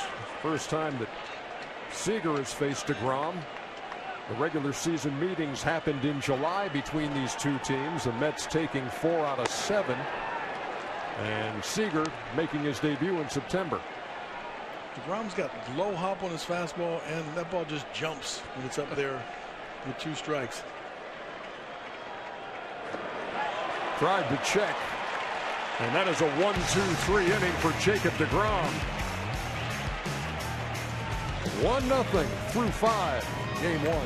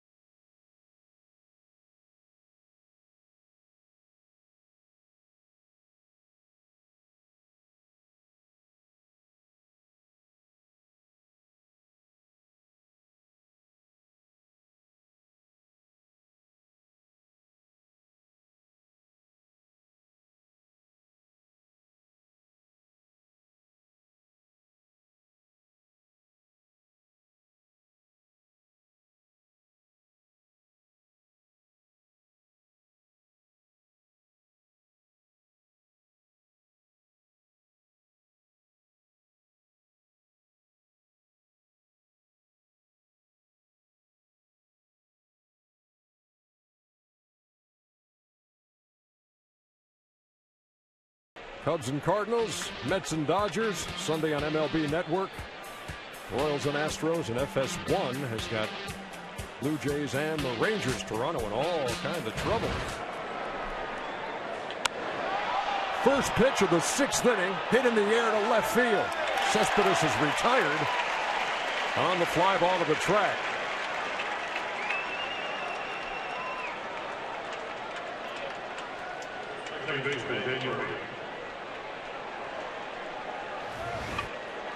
Stay in the park. Stay in the park.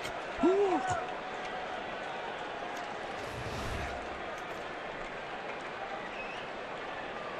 Here's Daniel Murphy. It did not stay in the park in his last at bat. Solo homer to lead off the 4th, the only run of the game. As we play here in the 6th, we are zipping right along.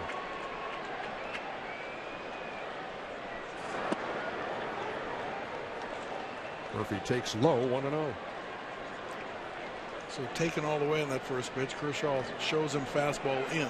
He hit a fastball 2-0. Come back with a breaking ball here.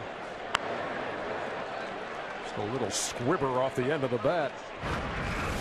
Nothing like what we saw in the 4th. This ball was smoked. 2-0 pitch. Gave him a chance to really sit on the fastball and look for it in his zone, and he got it. Here comes the 1-1. In the air, shallow center. Jock Peterson. 2 down.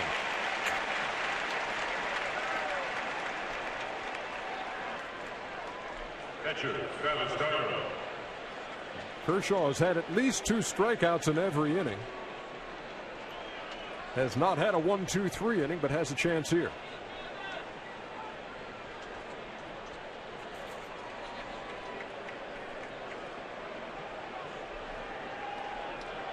Travis d'Arnaud grounded out his first time. Struck out in the 4th. Up the third base line. That's a fair ball. Turner on the run. Throws him out.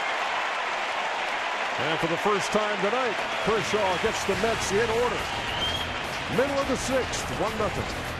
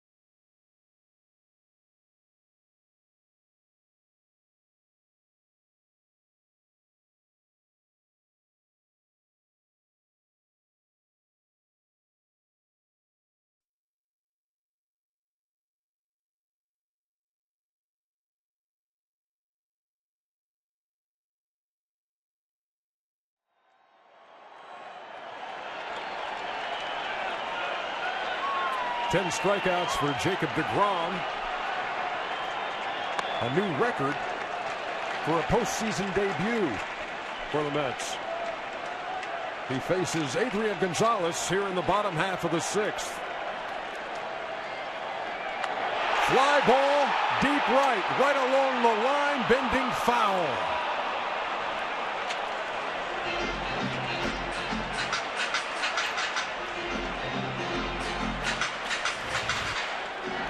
Well, he went up there, I think, looking for an off-speed pitch. He struck out the first 2 times, and that's a 1-0 slider, but he just gets out a little too early on.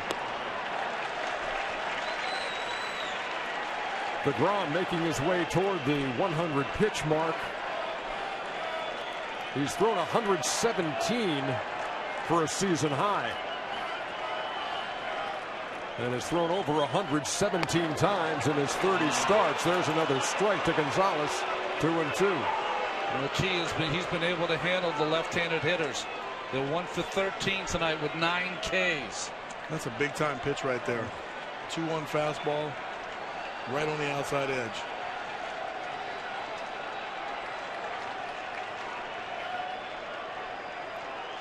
Here comes the 2-2. Out of play on the left side. The guy on deck has had his way with deGrom. Justin Turner 2 out of 2 with a single and a double.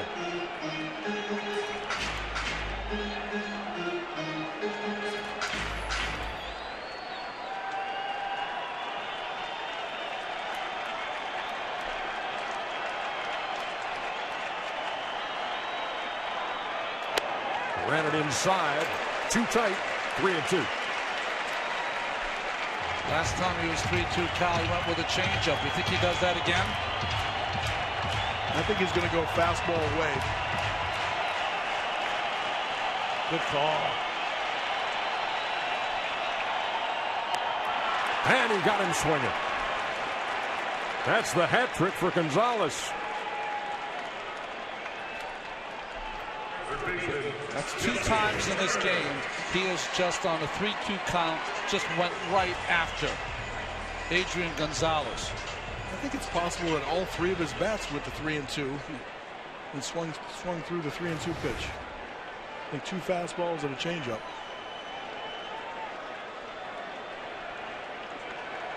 Here's Justin Turner. First pitch swinging, and that's a lazy fly ball to right. Granderson, 2 down. It's Chevy Truck Month. Time to make a strong decision by choosing the Chevy Silverado. Chevrolet is proud to be the official vehicle of Major League Baseball. I like Justin Turner. Hit 2 bullets off the fastball, got 2 hits off of him, and went up there and sat on the breaking ball. Just waited a little too long. 2 down now for Andre Ethier, who has struck out in his first 2 appearances tonight. And this will be pitch number 100 for Jacob deGrom.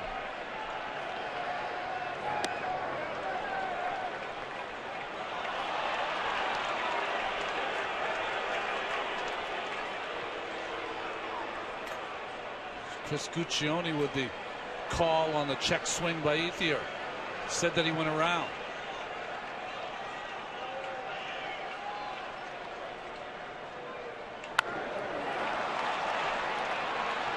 Pop up to third.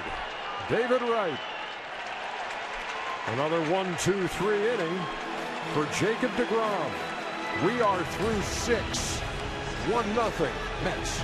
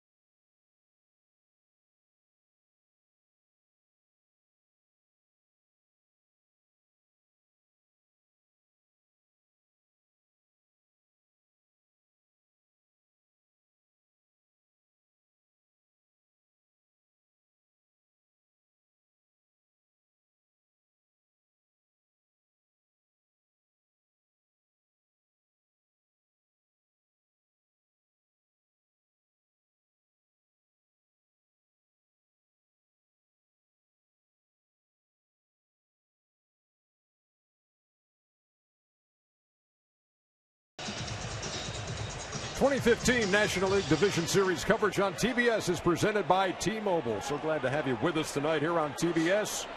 And if you're a baseball fan, what a day you've had, especially if you didn't have to go to work. You could watch 4 postseason games in one day, culminating with this one. Game 1 between the Dodgers and the Mets in the NLDS.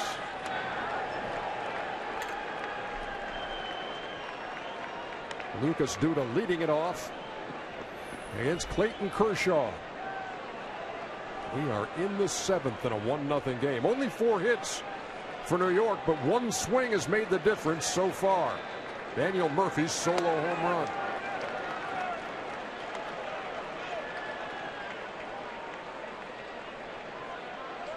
Not totally unexpected tonight, has it been, fellas? A 1-0 game as we go to the 7th.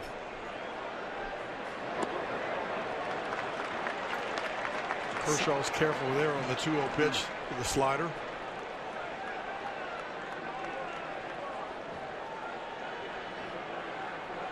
I'd let him swing 3-0. Taking 3-1. He started to first. Wright, who's been arguing all night, still arguing on Duda's behalf.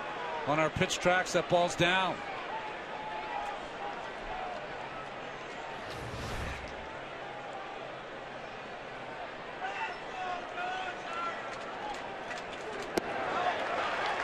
A leadoff walk in the 7th, drawn by Duda. You know, a lot of pitchers work on deception, but sometimes it's just innate.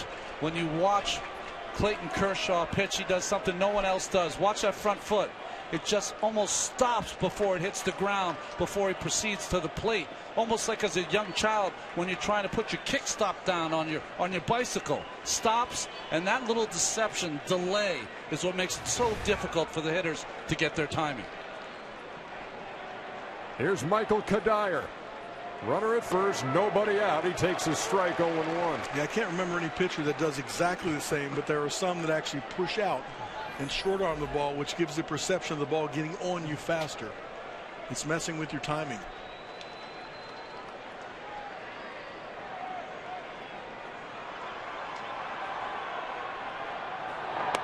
Breaking pitch. Missed outside, a ball and a strike. It's tough for the third base coach, giving the signs to Kadire. You don't have a lot of speed at first. You don't have a lot of speed on this Mets team. I think most of those are just decoys right now.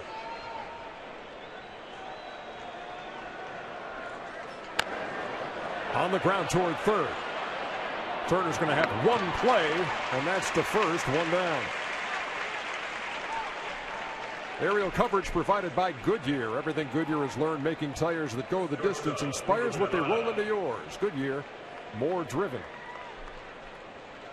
I mean, he didn't want to, but that almost serves like a sacrifice bunt for Michael Kadire, who hadn't had one since 2005. Just a swinging bunt almost. It moves Duda up to second and brings Tejada to the plate.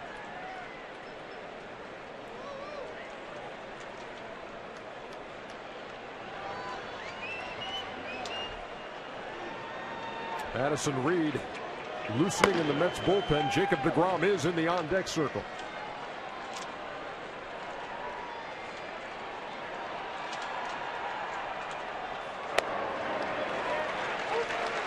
Tejada, strikeout victim in his first 2 trips, takes a strike 0-1.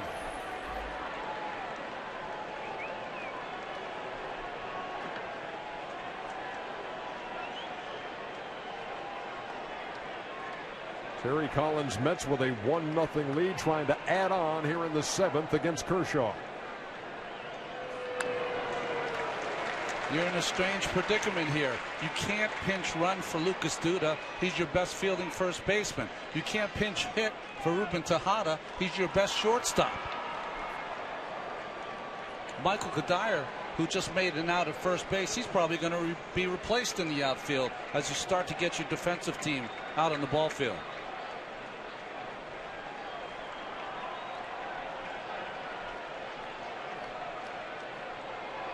Kershaw with a bluff back to second. Nobody covering, but Duda back in on his stomach.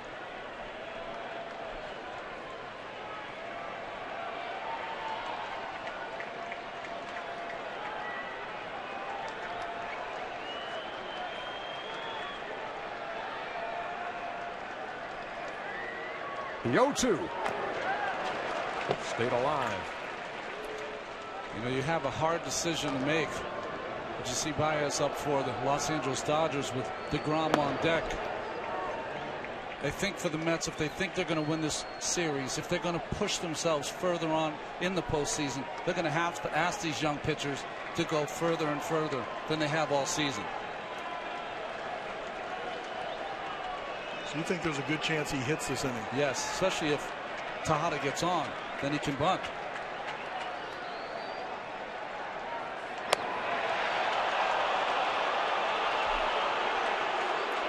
One ball, 2 strikes to the Mets shortstop.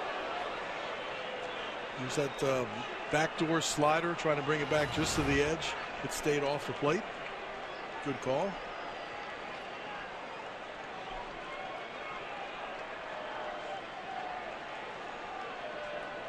Kershaw now at the century mark. Here comes pitch number 101. And that missed. 2-2.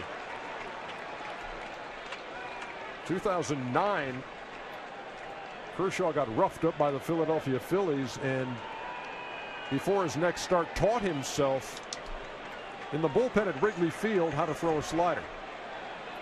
A.J. Ellis says it's what took him from good pitcher to great pitcher. 3 Cy Youngs later, who's going to argue?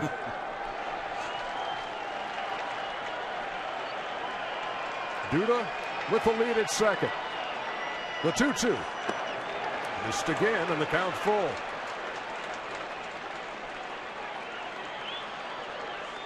Kershaw trying to go for the punch out, pitching around the periphery of the strike zone, but Tejada not biting.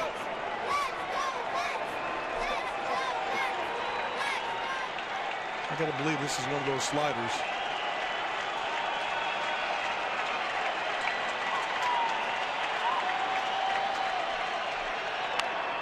Grounded foul right over the head of Tim Tuffle, who's outside the third base coaching box, about halfway to the plate.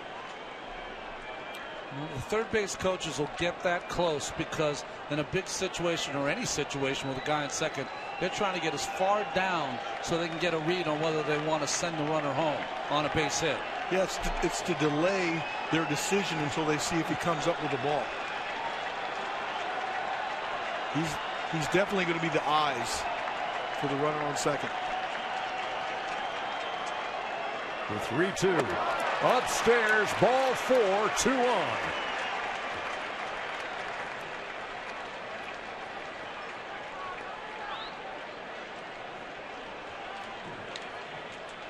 Pitcher, Jacob deGrom.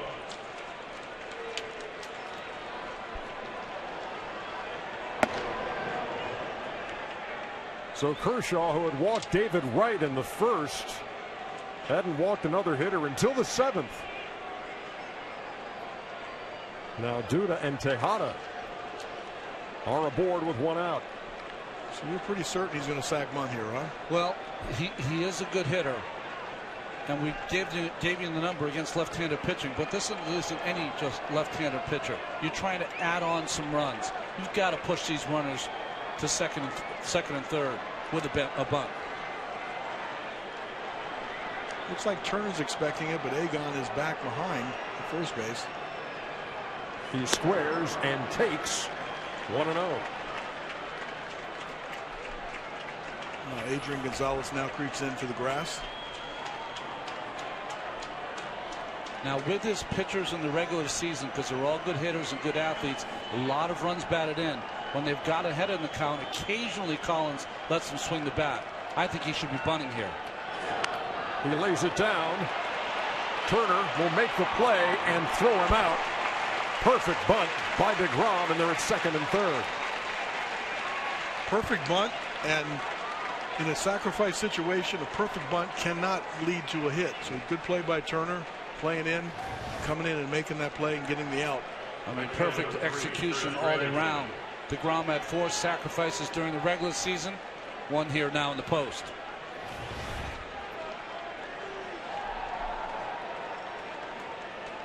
And that brings up Curtis Granderson, who's 2 out of 3 and hit an absolute bullet his last time right up the middle.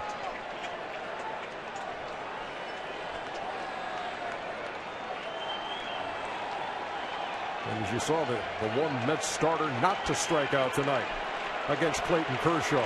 Huge moment here. Runners at second and third.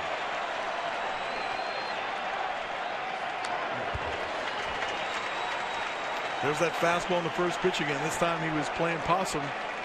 He swung at it. I told you before, to end the regular season, 72 straight plate appearances without swinging at the first pitch. He's done it twice in this game.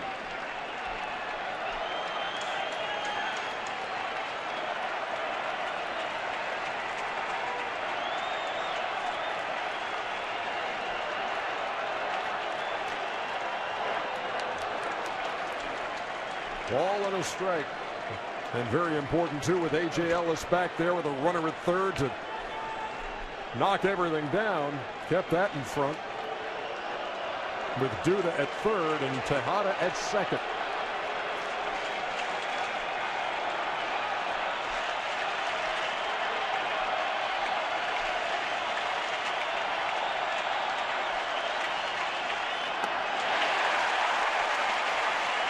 Kershaw a strike away from getting out of a major trouble spot here in the 7th.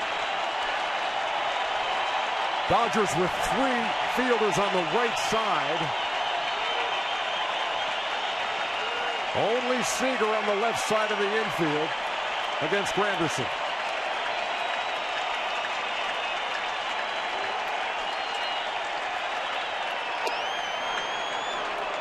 Two and two. He hadn't been at 95 until the last 2 pitches. Reached back for a little extra, try to make it right on the outside corner. Kershaw from Dallas, Texas, trying to play a little country hardball.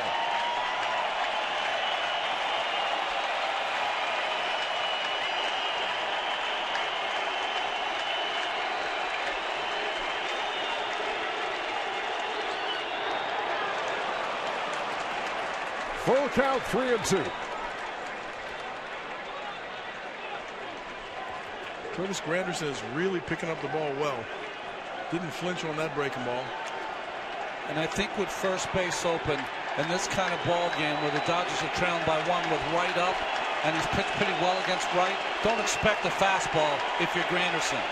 Might not be coming. Here comes the 3-2. Stays alive.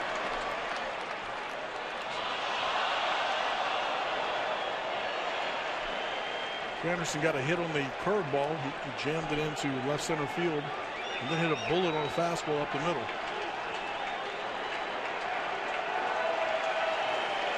Kershaw has walked a couple here in the 7th. This will be his 25th pitch.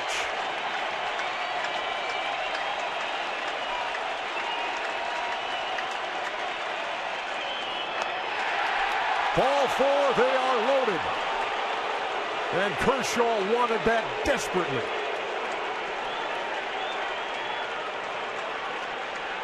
Boy, if you're the pitching coach, Rick Honeycutt, you know that you have one of the more elite guys out there. But it'd be a nice time to go out and give him a blow. That's a tough at-bat. He went after Granderson. Wright's up next. And here comes Mattingly. Don Mattingly is already motion to the bullpen.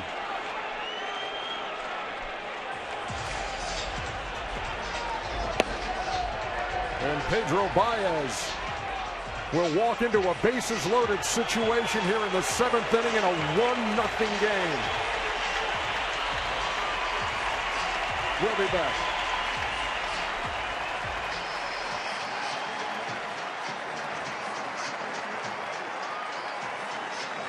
Ladies and gentlemen, your attention please. Now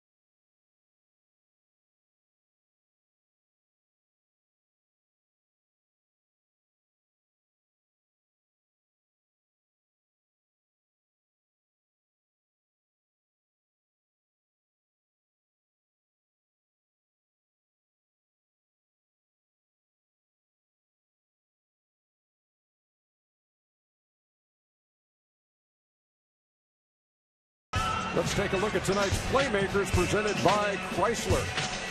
Texas Rangers with Adrian Beltre out. Hanser Alberto comes through in the 14th inning. The Rangers lead that series 2-0. Salvador Perez helping Kansas City even their series with the Astros. And great start by John Lackey. 7 1/3. He shuts out the Cubs in a 4-0 game in game 1 of that NLDS.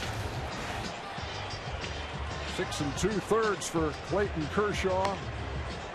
The runners on base, and they're loaded. All belong to him as Pedro Baez comes on to try to pitch out of it. I personally was surprised that he was taken out. Right-handed hitters were 0 for 13 against Kershaw tonight, but he might have to come back in game 4 on 3 days rest. Maybe that's why he made the decision. Baez, you look at his numbers, only 11 walks, 60 strikeouts in 51 innings. Baez throws 100 mile an hour at time with a good forkball and slider. There you see the runners. David Wright at the plate. Wright, the only Met who was here in 2006. Last time they were in the playoffs, and they swept the Dodgers 3-0 in the NLDS. And I don't believe Wright has ever faced Baez. Advantage to the pitcher. You see the pitch arsenal with our Chevrolet pitch tracks. No place to put David Wright. With a Met on every base and 2 out here in the 7th in a 1-0 game, and that's inside. 2 balls and no strikes. First batters faced this season by Baez, his only Achilles heel, 320. Davis had a chance to see 2 fastballs, both for balls. I'm sure he'll be laying for a fastball right here. He's walked tonight. He's struck out twice. He hits with the bases loaded.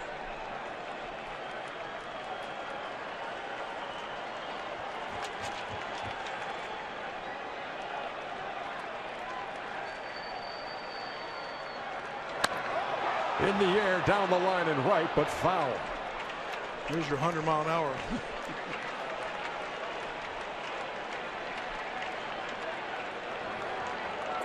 Bearded J.P. Howell, the veteran left-hander, in the Dodger pen. Huge opportunity here in the 7th for the New York Mets to build on a 1-0 lead. Take advantage of 3 walks by Clayton Kershaw, whose night is over after 6 2/3.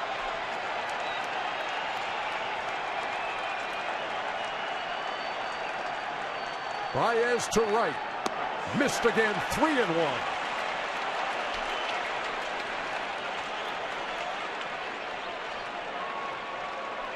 You know, we always talk about the starting pitchers coming into this game and the nerves that you have to battle. How about this young man coming into this situation? Never probably pictured that he'd be coming in with the bases loaded. Put yourself in David Wright's shoes, Cal. You want to get a pitch. He laid off the first 2. Wants to make sure it's out over the plate where his strengths are.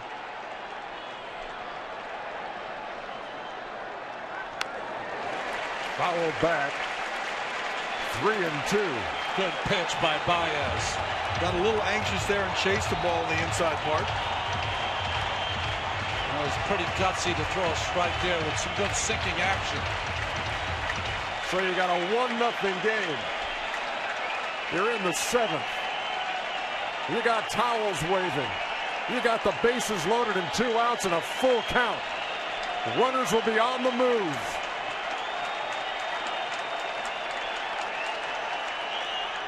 Line drive up the middle, base hit. Tejada's going to score. 2-run score for the Mets. And David Wright, the captain, comes up big here in the 7th. It's a 3-0 game.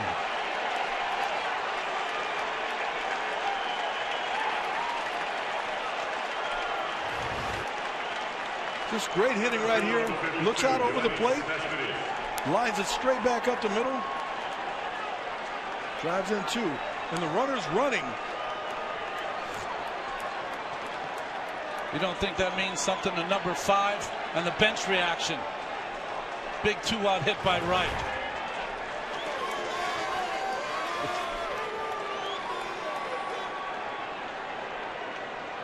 The New York Mets with a 3-0 lead now, and runners at the corners for Cespedes.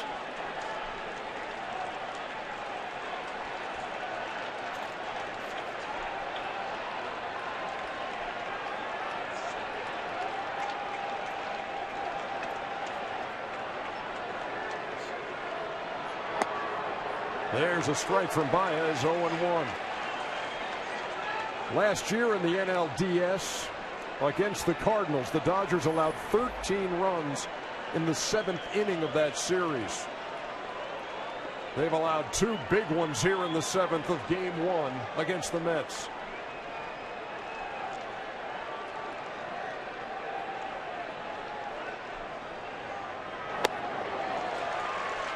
Oh, and 2.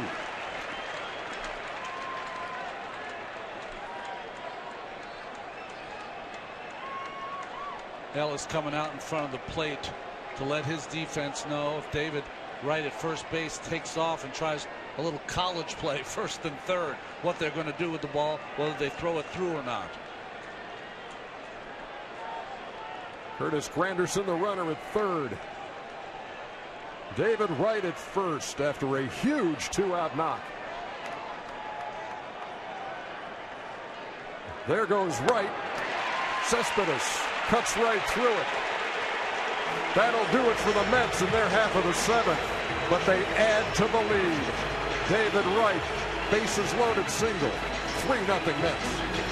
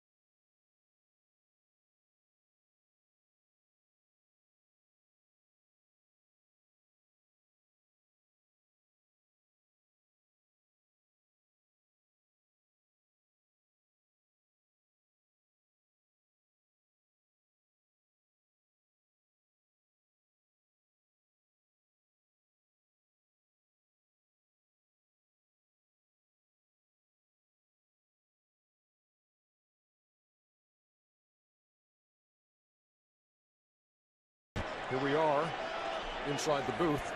Some Game 1 here between the Dodgers and the Mets as we go to the bottom half of the 7th inning. And fellas, David Wright just coming through after they're able to get to Kershaw, work 3 walks, load the bases, get into the pen, And now it's 3-0. Well, I mean, David Wright's a good RBI guy.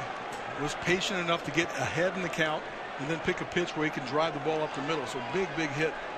3 walks. We're still questioning whether you would have left Kershaw in the ball game or not, because I think he pitched around or just didn't want to give in, and he felt comfortable with the matchup with Wright. You saw those defensive changes. That's what the Mets usually do. Juan Lagares goes to center field. Cespedes moves over to left. But I think even more importantly, Cal, you're talking about the captain of the team that really saw the mortality of his career flashing before his eyes. He didn't know if he'd ever play for this team again, ever be back on the baseball diamond again, and got him back in August, and he gets this hit now. deGrom goes full on A.J. Ellis, who leads off here in the bottom half of the 7th inning.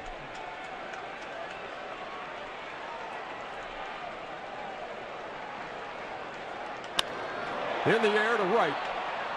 Granderson over. Lagares over. Lagares, the Gold Glover a year ago, calls him off, and that's out number 1. Center fielder, number 31, Josh Peterson. That'll bring up the number 8 hitter, Jock Peterson.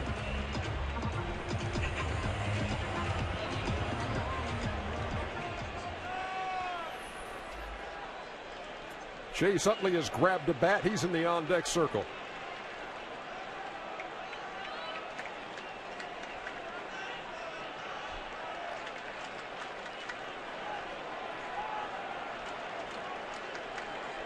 Peterson intentionally walked in the 2nd.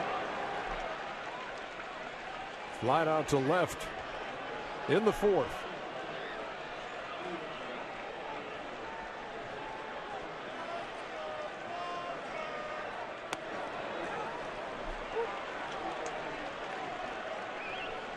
There is Chase Utley, the longtime Philadelphia Philly, reunited with Jimmy Rollins in Los Angeles this year.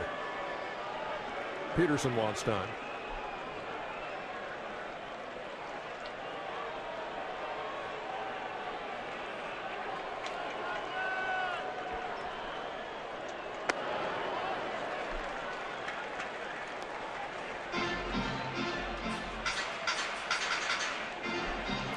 Not a bad thought there by Peterson.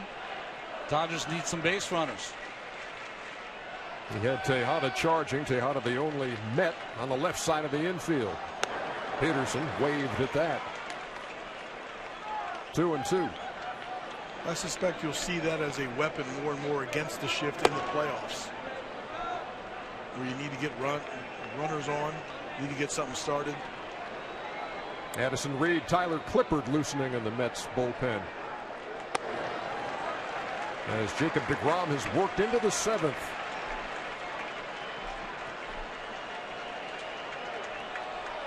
I said before, 117 was his high this year.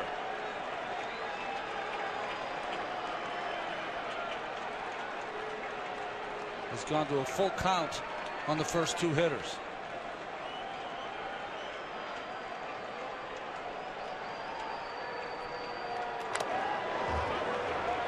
Right off the mask of Darno. Still maintaining 97 in the 7th. And Ronnie, you know better than anybody that you were in a game most of the way here where one swing ties it up, and now you've got the luxury of a 3-1 lead. Got to go after him. Fouled back.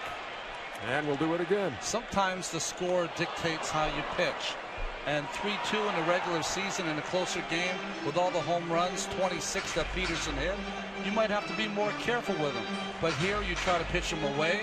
You hope he hits it to the biggest part of the park and that it stays in the ballpark.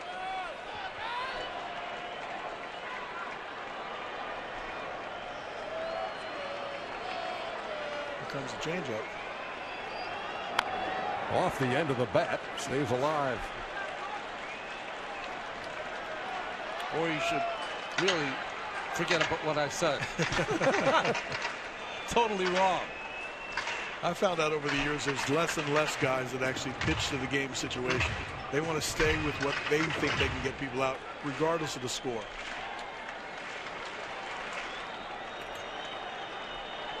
If your best pitch is your fastball and you're getting it over. He got him. 2 up and 2 down. Some of the sights and sounds here of game 1. What was that first pitch? The first That was a good swing right there. Ooh, that was if nice. I would have been here, trying to get that hole.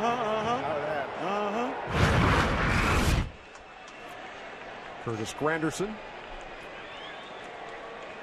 I wanted to hear him say that was a bullet.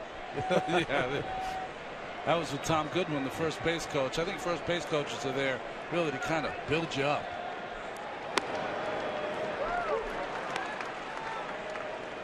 Well, here's Chase Utley on the pinch hit with 2 down in the 7th.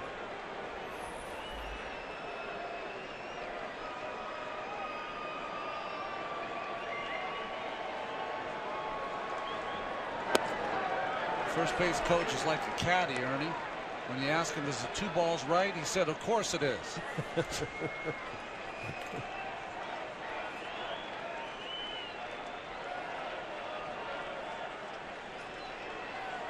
Utley played 34 games in the Dodger uniform. 202, 3 home runs, 9 runs batted in. And he's behind 1-2.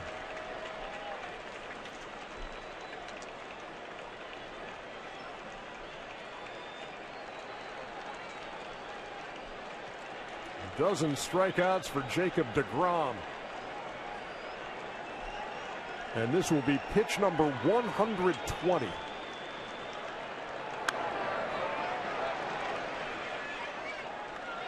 I don't know why, Cal, but I always find it awkward when I watch a player that's one of the best players of his generation then become a bench player. It's just strange to see. But it happens to everyone. I would never really begrudge him for staying in the game. No. He's still competing for that spot and still has a little bit left in his tank. 13 strikeouts for Jacob deGrom. We are through 7 innings, and the Mets lead game 1, 3-0.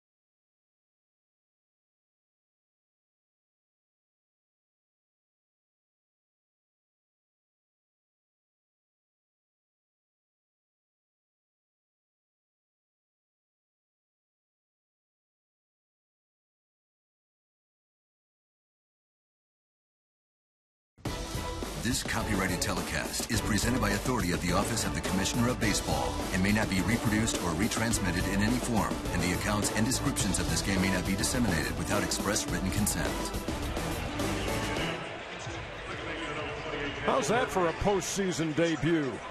Jacob deGrom shutting out the Dodgers at Chavez Ravine through 7 innings with 13 strikeouts, 1 walk. That was intentional.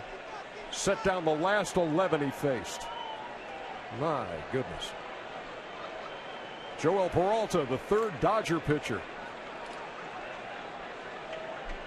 Veteran right-hander. Had a pretty good year here for the Dodgers. Daniel Murphy in there. He homered. That was back in the 4th. And gave the Mets a 1-0 lead. Stayed that way until the 7th when they chased Kershaw and got a big 2-out, 2-run single with the bases loaded from David Wright, excuse me. This is Murphy at the plate.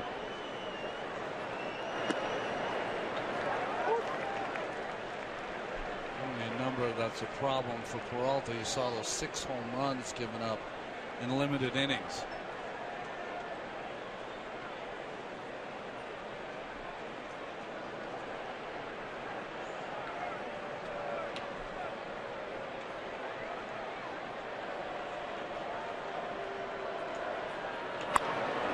Hit on the button to right.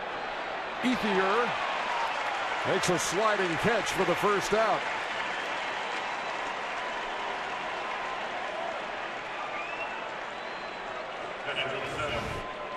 It's a sinking line drive. Ethier comes in and makes a nice shoestring catch. One of the harder ones to read is one right at you.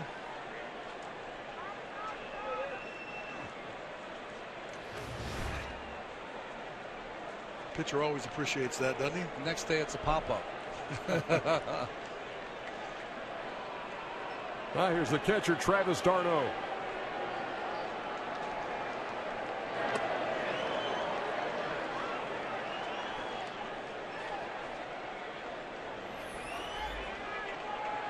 We talked about that opportunity to play in this ballpark, close to where he grew up. And growing up a Dodger fan. This was in the air to the left field. Crawford's there. 2 down. But what d'Arnaud said was that 8-year-old inside of me is always going to be there.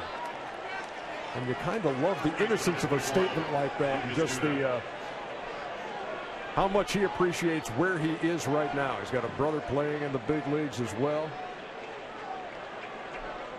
Chase is with the Phillies. And here he is in the MLB postseason.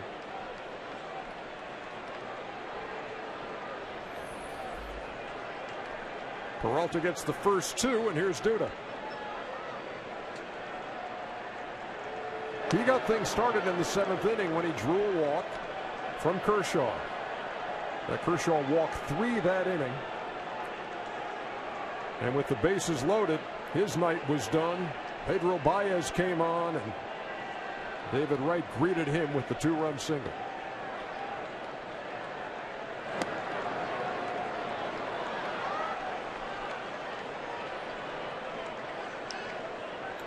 Well, for Peralta, he used to be a very hard thrower. Now has to mix it up a lot more. Breaking ball you just saw there, but his changeup is usually his best weapon, especially against the left-handed hitter. Those less than 50% fastballs.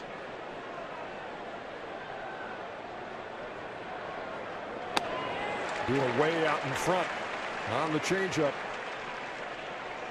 2-1. I think where the fastball used to set up the changeup, now I think the changeup sets up his fastball. Dodgers will have the top of the order in their half of the 8th, trying to do something about this 3-0 deficit.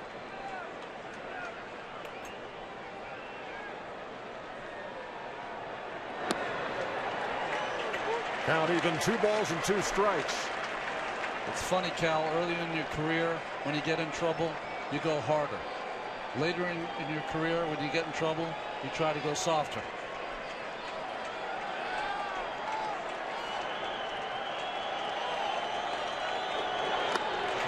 There's a quick pitch right there. 1-2-3 inning for Peralta. Tyler Clippard on in relief when we come back.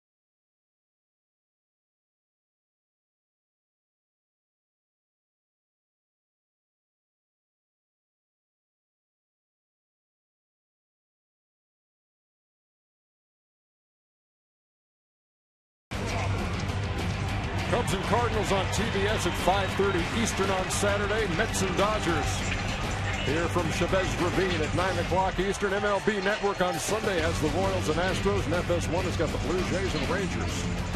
That's a 2-0 lead for Texas, winning a couple on the road. Tyler Clippard comes in, only 1 run given up in 6 innings of work with 7 strikeouts, all of those with the Nationals. Carl Crawford leads it off.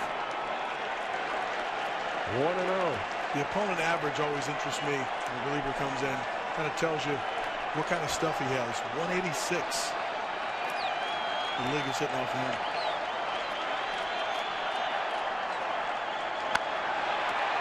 To right field. Granderson makes the catch. 1 down. And sometimes you got to have a little luck on your side. Clippard had kind of 2 seasons with the Mets. When he first came over, his first 20 games almost unhittable. Then he had some issues with his back, some back spasms, and gave up 4 home runs over his next 12 games. But this time off usually can help not only the players, but the pitchers also. Yeah, that minuscule ERA in those first 20, 0.46, and then 7.11 from September 6th on. But he certainly made a great first impression. You know, Clippard, if you're matching up, Crawford was 2 for 3 with a homer on him. He hit the ball hard to right field. Kendrick is 2 for 3 off of him. So 2 guys that have seen him pretty good so far. Kendrick to the gap in left center field. That ball's going to get down, and Kendrick's going to have extra bases. Runner at second, 1 out. And here comes the kid.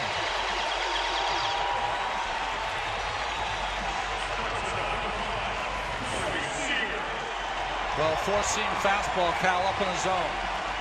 You know, many times, sometimes the stats are a little deceiving, but the hitters usually know who they're comfortable facing.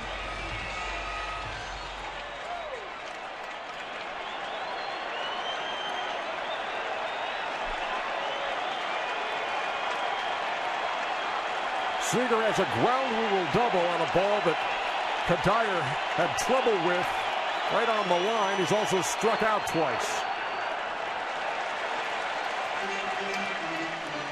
Darnell right out to see Clippard. The one thing I've seen from Clippard that's a little different from his time when he did his best work with the Nationals, his fastball hasn't had as much zip on it upstairs.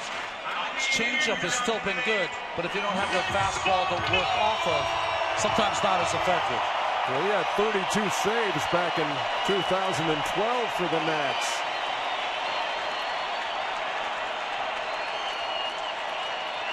One ball, no strikes.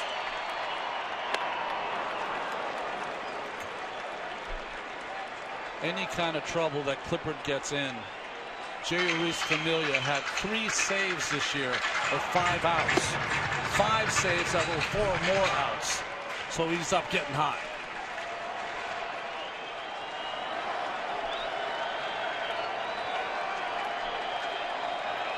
Kendrick with a lead at second. Tejada right behind him. Roles get expanded in the postseason. And if you're a closer, you're expected to go more than 3 outs. 4, 5, 6. Starters are expected to get there to the 7th inning like tonight. DeGrom did a nice job turning it over to the bullpen in the 8th.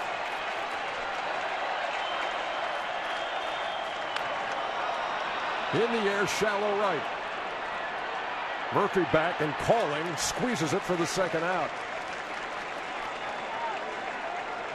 First baseman, number 23, Adrian Gonzalez.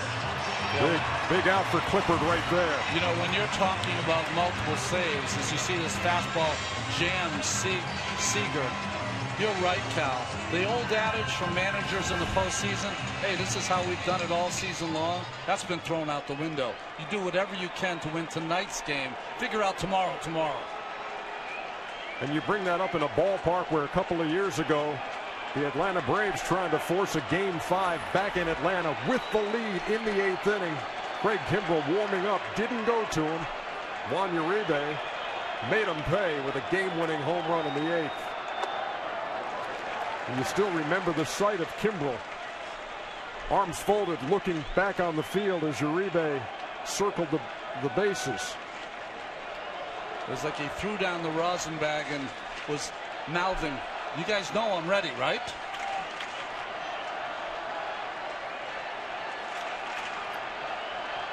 Adrian Gonzalez waiting on a 1-0 from Tyler Clippard. Into left field, that ball's going to get down and it's going to score a run. Kendrick will trot home and it is 3-1.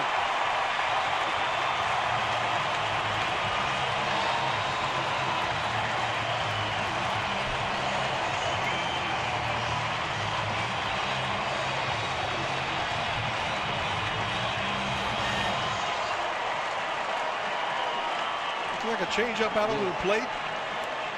He likes to stay on the ball, go to the opposite field in RBI situations, lines it down the left field line, drives in Kendrick.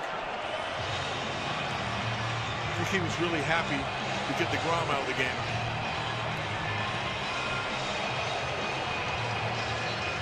You heard Ron talk about it. 4-out saves, not out of the ordinary for Familia. He's into the game here in the 8th. We'll be back.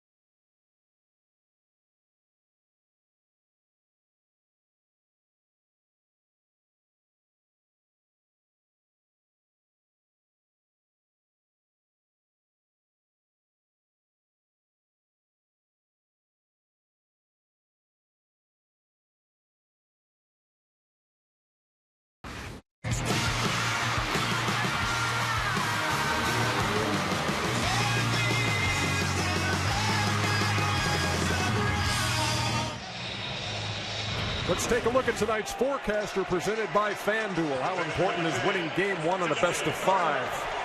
72% chance of winning it if you can take that opener. Mets are trying to do that here at Dodger Stadium. But the Dodgers have gotten on the board here in the 8th. And now Justin Turner represents the tying run at the plate. Jeurys Familia is on for the Mets. He's their closer.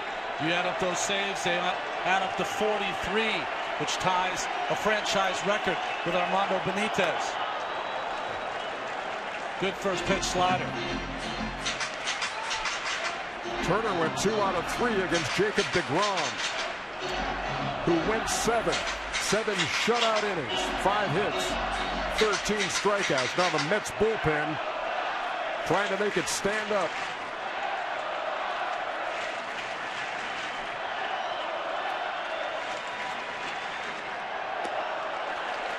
We talked earlier about Curtis Granderson didn't know till 4 hours before the first game that he was going to be the leadoff hitter for this Mets team. Well, Jeurys Familia, as you see Kelly Johnson, who came into second base, Murph over to first. Familia didn't know he was going to be the closer till his good friend Henry Mejia was suspended in April. PED use put him on the shelf. 1 ball, 1 strike.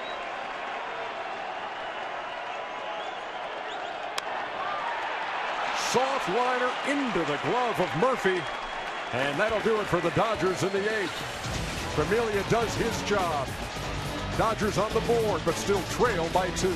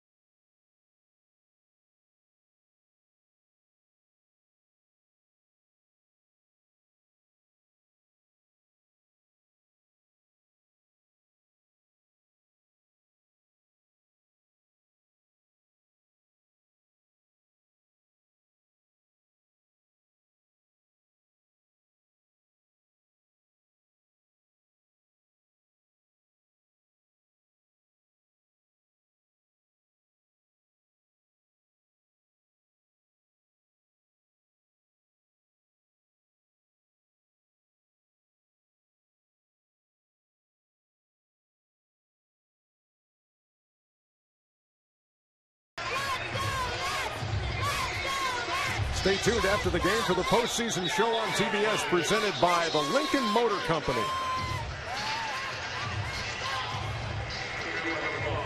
Chris Hatcher. A big man with a big arm.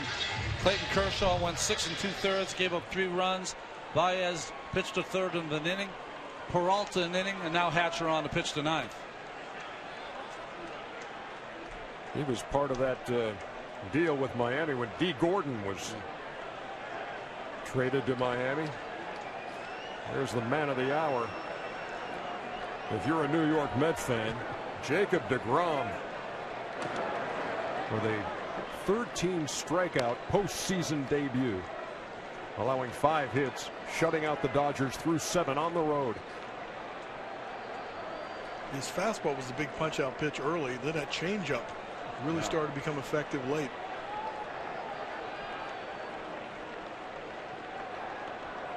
Juan Lagares on the ground is short.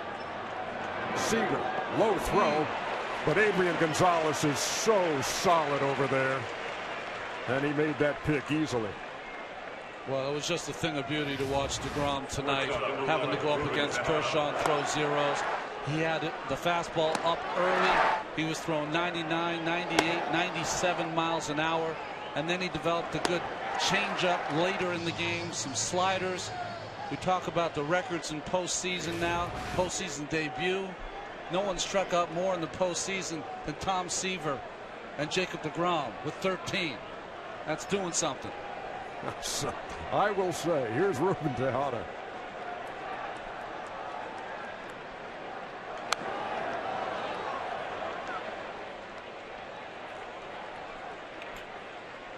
And if you're a Dodger fan, you're hoping Hatcher can give you a clean inning after scoring a run in the 8th and try to give a big finish. Remember, Familia, this is his first postseason game.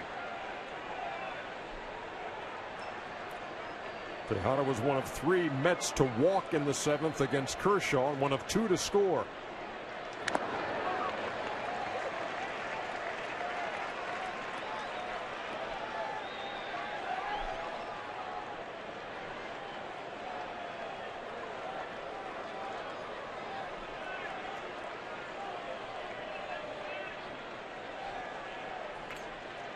Hatcher ahead in the count. No balls and 2 strikes.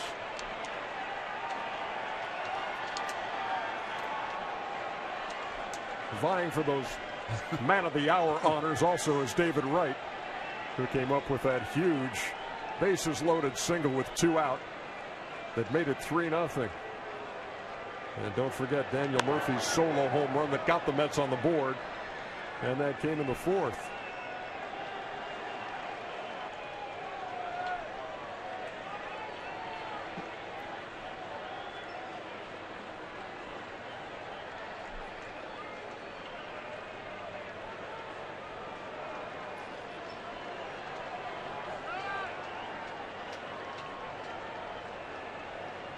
The 0-2 from Hatcher to Tejada, and he struck him out.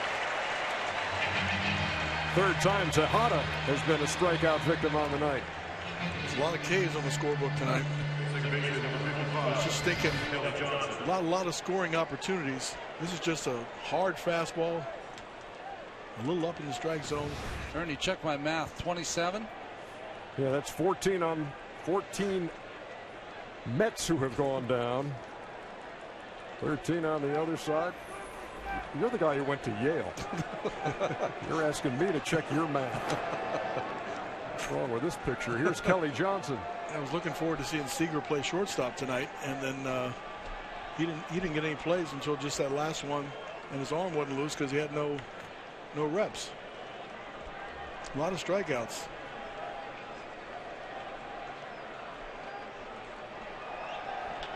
Kelly Johnson on the ground to first. Gonzalez. That is a 1-2-3 inning for Chris Hatcher. The Dodgers have one more chance. We head to the bottom of the 9th.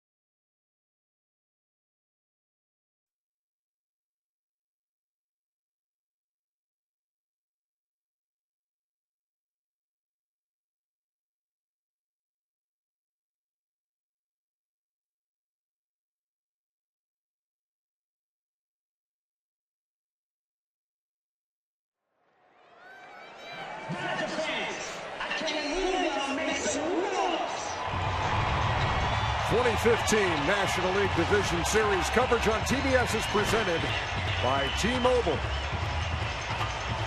Last chance for the Los Angeles Dodgers in Game 1. They trailed 3-1. Jayuris Familia, who came on and got the last out of the 8th. Back out there to look for a 4-out save.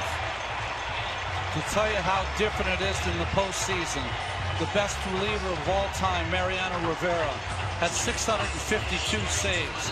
Only 11 of those in the regular season came on 4 or more outs.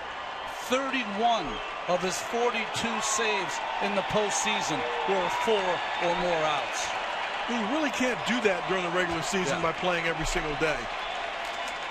And Mariano was the best, period, but the best in the playoffs. Okay, we've had a beach ball earlier. We've got a hat now on the warning track. I like that center fielder Lagares is saying, you know, you get it. I'm not getting it. You know, the off days allow you to kind of keep people fresh in the bullpen. The season does not allow you to do that. Andre Ethier will lead off. I see Jimmy Rollins with a bat. He's in the on-deck circle. He would pinch hit for A.J. Ellis.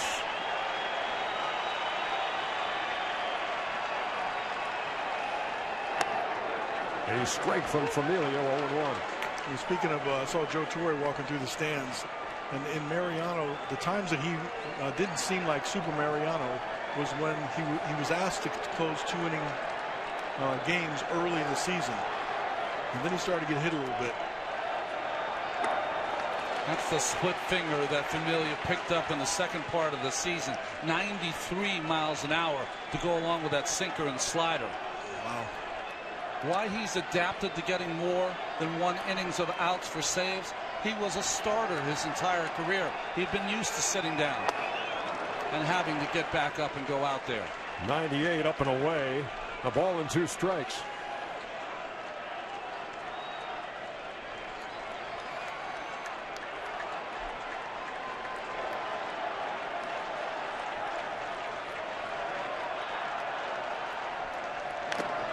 He just did get a piece. And that's the split right there. That's the split. 94. The way you say that, Cal, sounds like you're happy to be up here. Yeah. That's filthy, what that is.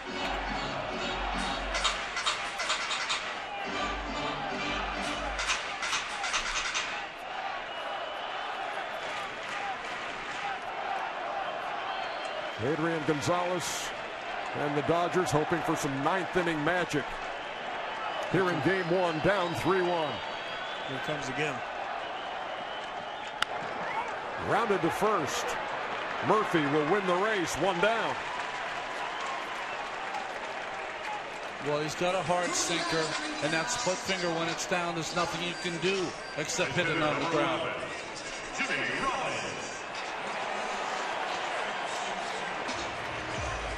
Noah Syndergaard gets the ball in Game 2 against Zach Greinke.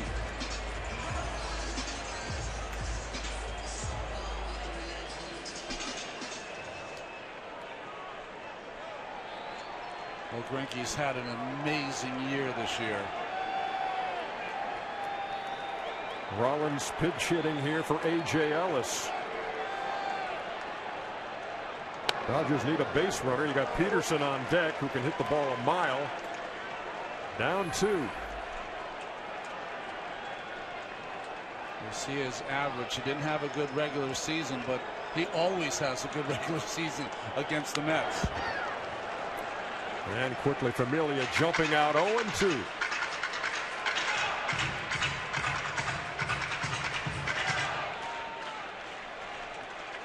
With 6 games to go in the regular season, excuse me, Cal, the Mets had a 2-game lead for the best record in this matchup to host the first 2 games of this series. But they saw that lead vanish in the last week of the season, had to open up here. But they're 2 outs away as Murphy makes a great diving stop and the flip Now they're 1 out away from taking game 1 of the NLDS. What a game by Murphy. The home run, and now this play to his right. Nice dive, good presence to get up, good flip to Familia covering first base. Started tonight at second base. They made the double switch.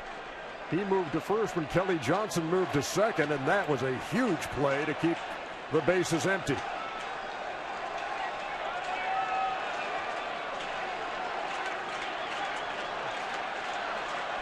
With Peterson up, you've got to have a defense that takes the bunt away. With a 2-run lead, you have to. Tejada's got to come in more at third base. Right at the edge of the grass, still in the dirt, with 3 Met infielders on the right side.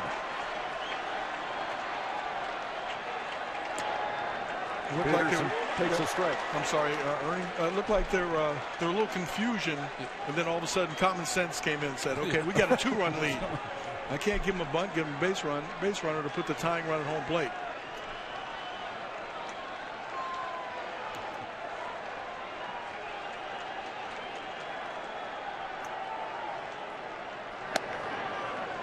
Count even, a ball and a strike. Yasmani Grandal has a bat, and he's in the on-deck circle.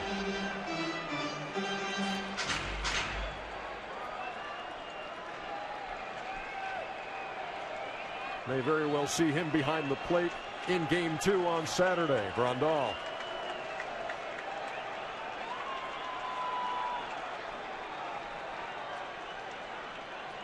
Here comes the 1-1.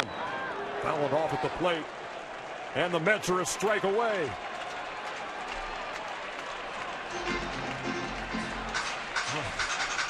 Kershaw with a shake of his head.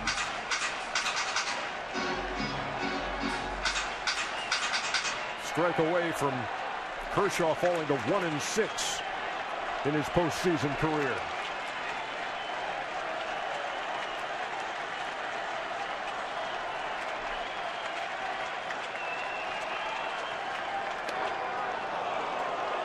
Just missed 2-2.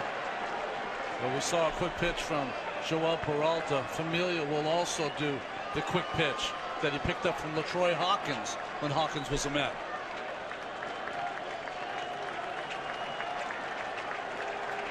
Shakes off the sinker. Wants to go to that split finger. And time called before the 2-2 is delivered. You can see it in his glove. You can see a little space between his fingers on the grip. He must not split his fingers too wide to throw 94. Nibbled at the corner and missed, and the count is full.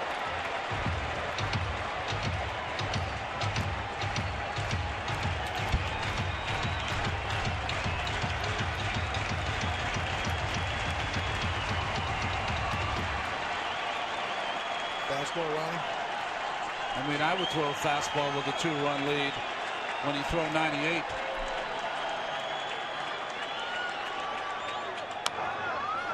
Tapper fielded by Familia, and that is game 1. The New York Mets, in their first postseason game since 2006, hit the road to Dodger Stadium and take game 1, 3-1. Murphy was going to be a free agent at the end of the year with a big home run to get the Mets started.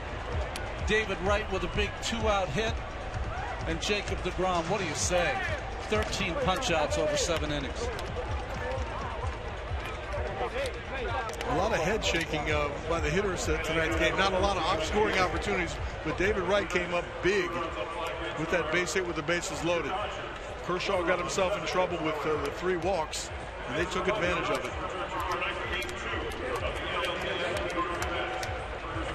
I told you earlier, 72% of teams that win game 1 go on to win the series.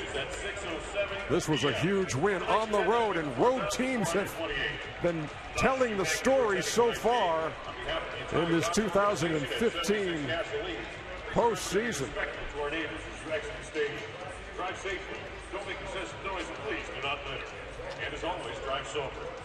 Well, Sam Ryan is down there with Jacob deGrom. Sam, take it away. Jacob, all smiles now. Your first career postseason start. What was the tension like out there? There was a lot of tension, you know, and I knew they had Kershaw going, and I knew it would be a close game. So I was trying to get early outs, and I look up in the second inning, and my pitch count was way up. And from then on out, I tried to just get strike one and go from there. It was getting up there, but then the 5th, the 6th, the 7th, you worked a lot quicker. What was the difference for you? I think just mixing it up a little more, you know, trying to get quick outs, and I got a few ground balls and a couple pop-ups on first pitches. So when Clayton Kershaw is sending them down just as well, how much does that fuel you? It fuels me a lot, you know, seeing what he's doing over there, and I'm just trying to match what he's doing. So that was my whole goal tonight. Okay, so 13 strikeouts, 3 of them Adrian Gonzalez. The third time, we go to the 6th, 3-2 count. What's your thought process? Make a good pitch. Don't leave something over the plate that he can hit. You know, I think he's got 2 home runs off me, so I just didn't want that to happen. So I was just trying to make a good pitch in the 3-2 count and try to get a ground ball, really, is what my goal was there. Congratulations, Jacob. Thank you very much. Back to you guys. When we arrived at the ballpark today, it was 100 degrees. We said, think cool thoughts. You know what a cool thought is? Jason deGrom.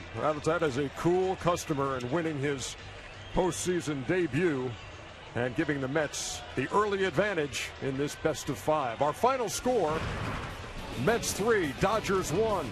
For Ron Darling, for Cal Ripken, Sam Ryan, and the rest of the crew, Ernie Johnson saying good night from Los Angeles. TBS is your home for the National League postseason.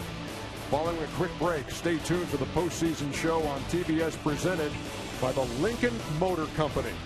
Game 1 in the books. The Mets up in this best-of-5.